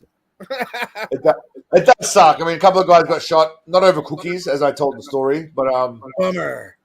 Again, that's just a rough version. I will be honing it and fixing it along the way, and we're missing some audio in there as well somehow. Yeah, we've got about 12 minutes left. I don't think it's enough to start reading Joker. I think 12 minutes is definitely not enough to read. Even for those 2 pages with commentary and shit, which will happen. No chance. No. So what we'll do is I'm going to go for a quick PP. You guys can talk about guns and shit if you want until I come back. Thank you. With Snowflake, was him talking about fucking? He said something to you about a rifle or a fold. He thought it was a scope, but then it was a fold up something. Do your thing. I'm gonna go for PPs and then we'll wrap up and we'll shit. And then we'll discuss what's gonna happen in church next Sunday. Sounds good, Boatness. All right. Do we have anything we wanna? Any questions or anything we want to get to here before we go? Anybody got plugs or anything cool to put out? I don't own an AK-47. I used to own an AK-90. What do you guys own? Can you buy an RPG in America and own that shit or not? No, that's explosive devices. Come you on. can't. That's weak. You have to have a special license. You have to have a special license even to handle like TNT or dynamite, stuff like that you'd use for mining and stuff. Soft. You got an AK-47 Taco? Which version do you have? Do you have a USA made one, or do you have a Chinese one, or actual like a Russian surplus AK?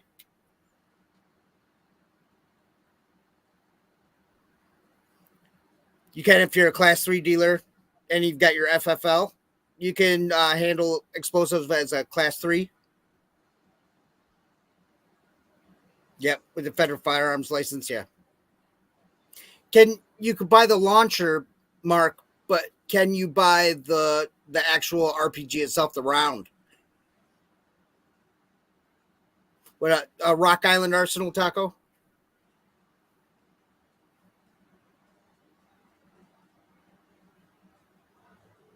Yeah, never buy Chinese weaponry is right, or any of the Eastern Bloc shit. That shit all duds. You wouldn't believe when I was in Iraq how many RPGs would just strike a vehicle and stick there. Or there was a Marine. In fact, I've seen some shows on YouTube that they talk about it where an RPG went through a door on a Humvee and stuck in a guy's leg.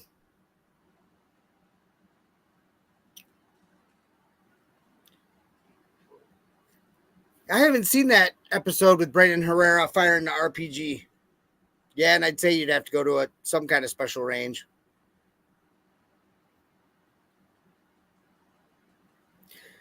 My favorite 308 battle rifle? Shit.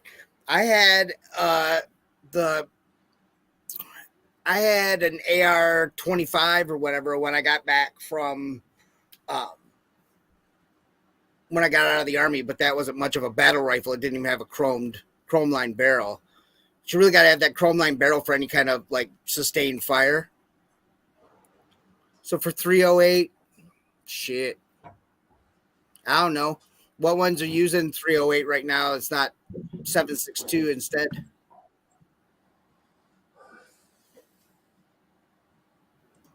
Yeah, and then they had to have the EOD, which when I started in the military, I started in EOD. I fucking loved it. And then I got I think I told the story last time, I got a stupid ass DUI. Oh, that M40 or M24 or that M240 Bravo? The M240 Bravo is pretty fucking awesome. Keep talking. I'm just scanning through to find footage of Seagal with his Cool. guns. Just reading and reacting to the chats. Yeah, nah, go for it. I'm just looking for some clips of Seagal where he's got some guns going on. See if I can find it. Maybe you guys can do some commentary on his weaponry. Right now, the only actual powder burning guns that I've got a Turkish semi-auto assault shotgun, a bullpup. It's kind of a copy of the Panzer BP-1 or whatever. I've got the Vezir Arms Carrera, and then I've got the my pistol. Oh, the M24. Oh, I know what you mean. That's what the Cav uses as their squad sniper. Yeah, based on the Remington 700. Yeah, and the new ones are nice because they've changed them from the heavy ass original version of the M24 to the chassis version.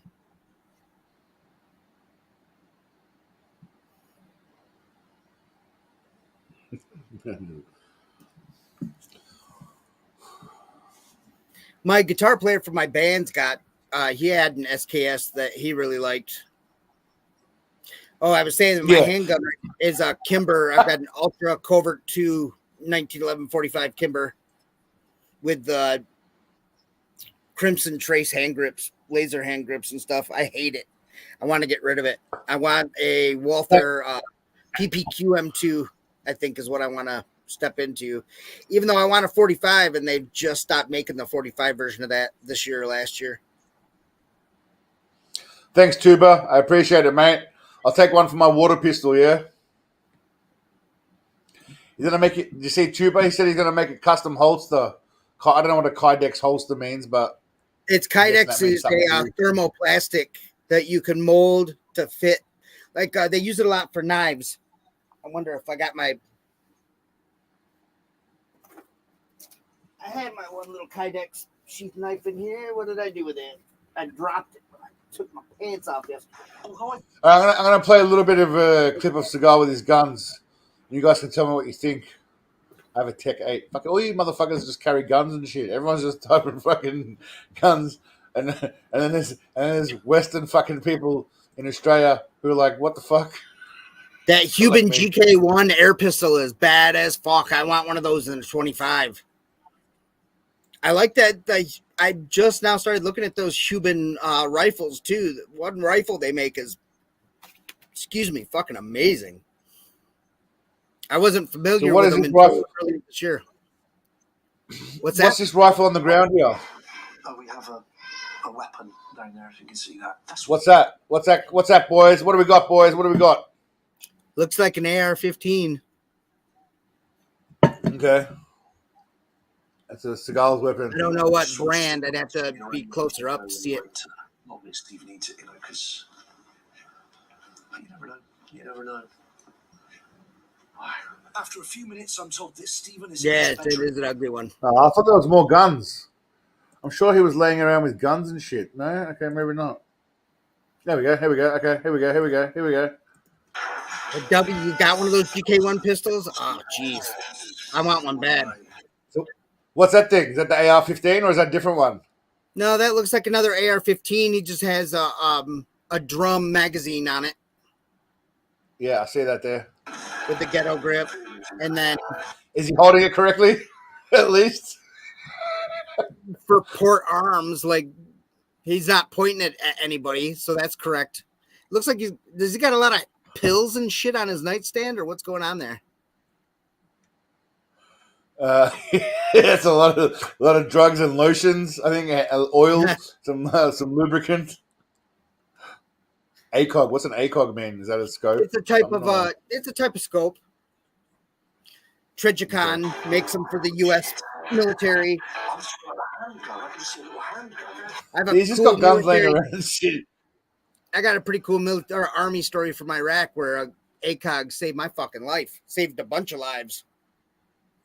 Yeah, it looked like a silencer on it, Cliff. I wondered if it was that or if it's just he's got like a flash pressure, a muzzle brake on it. I couldn't tell. Yeah, that's not my kind of gun. This is a 100-round drum right here, so this is enough for pussy tonight. That's my kind of piece. Yeah, you thought it was the 50, but it's on both sides. It's the 100. That could fire in case of what? Well, in case of anything. Okay, let's go. Okay, that's not what I was expecting. All right. Not to be messed with. The man is not to be messed with. He's a gunsmith and a swordsmith. That's all that matters. Cold Steel actually makes a couple Steven Seagal swords. No, really?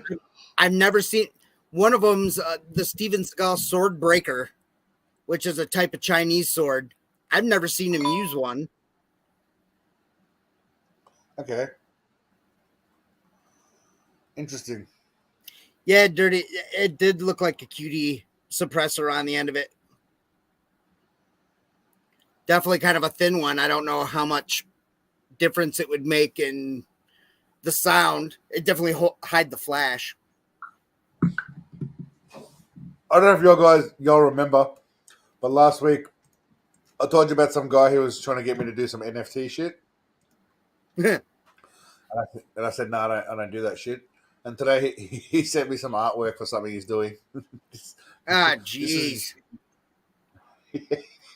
You made the right decision, Pope. I will never advertise anything to do with crypto or NFTs. But like I said to him, if you want to create Seagal artwork, I will tell people that there's Seagal artwork, and if they want, they can buy it. If they want to pay for it for Seagal artwork, they can. In terms of the NFT and the metaverse and any kind of use case for that token, that's all bullshit. All right, I'm not even going to bother pretending that any of that shit's real. I don't do that shit. But if people want to buy pictures, yeah, nah, not at all. I wouldn't recommend anyone do anything to do with NFTs and crypto. But yeah, Facebook still exists. But if anyone wants to, that's my Facebook name, by the way. If anyone, Walter White. People always ask me, obviously Walter White being Heisenberg. My whole identity is a sham, basically. Nothing about me is real. I just take the piss out of everything, including my. I don't use it. I honestly use it for Messenger. The last time I posted anything probably was in 2020. Honestly, I'm not even going to joke. It's just there for chatting with people. But that's why my name is Walter White. I'm literally called Walter fucking White. Like, I care. I have no interest in my real name being anywhere. So, but yeah. All right. So we'll hit the 3 hour mark, my friends. I do have to go, unfortunately. I don't want to have to love you and leave you. But thank you all for coming. You're all legends. Thank It's you, been a Jack. fucking great Thank you, chat. Paul. As Kate and thank you, Paul. As Kate and everyone said, it's been an awesome chat this Sunday as always. You guys are all legends. Thank the Cardinal for his time as well. Thank you, Joker. I appreciate it, mate, for your support. My pleasure. It is my honor. Now, plans for next week. The plan is obviously I'll finish the Lawman. That should be out in a couple of days. I'll probably release it for members first and then for everyone else. There's a Bullshito video coming up. We're going to go a little bit different. We're going to go Bullshitos of the fake guru kind rather than the actual martial arts. So we'll see how we go with that. If it doesn't attract any attention, we'll go back to just standard Bullshito. There's plenty of that. But I thought I'd try something a little different and go with the Bullshito fake guru versions this week and see how we go. And then another Lawman coming out next week. Thankfully, Seagal made 2 seasons of that shit, and I haven't even gone through one. But until then, my friends, you're all legends. Thank you very much. Truly appreciated. For everyone that contributed to the super chat, Taco, I can't remember you all, Rabbit, sorry, Plague Bunny, I'm not sure if you did, but I can't remember all your names. Thank you very much. I appreciate it, though. Thank you kindly. Pagan Consulting, I think it was you. Thank you very much.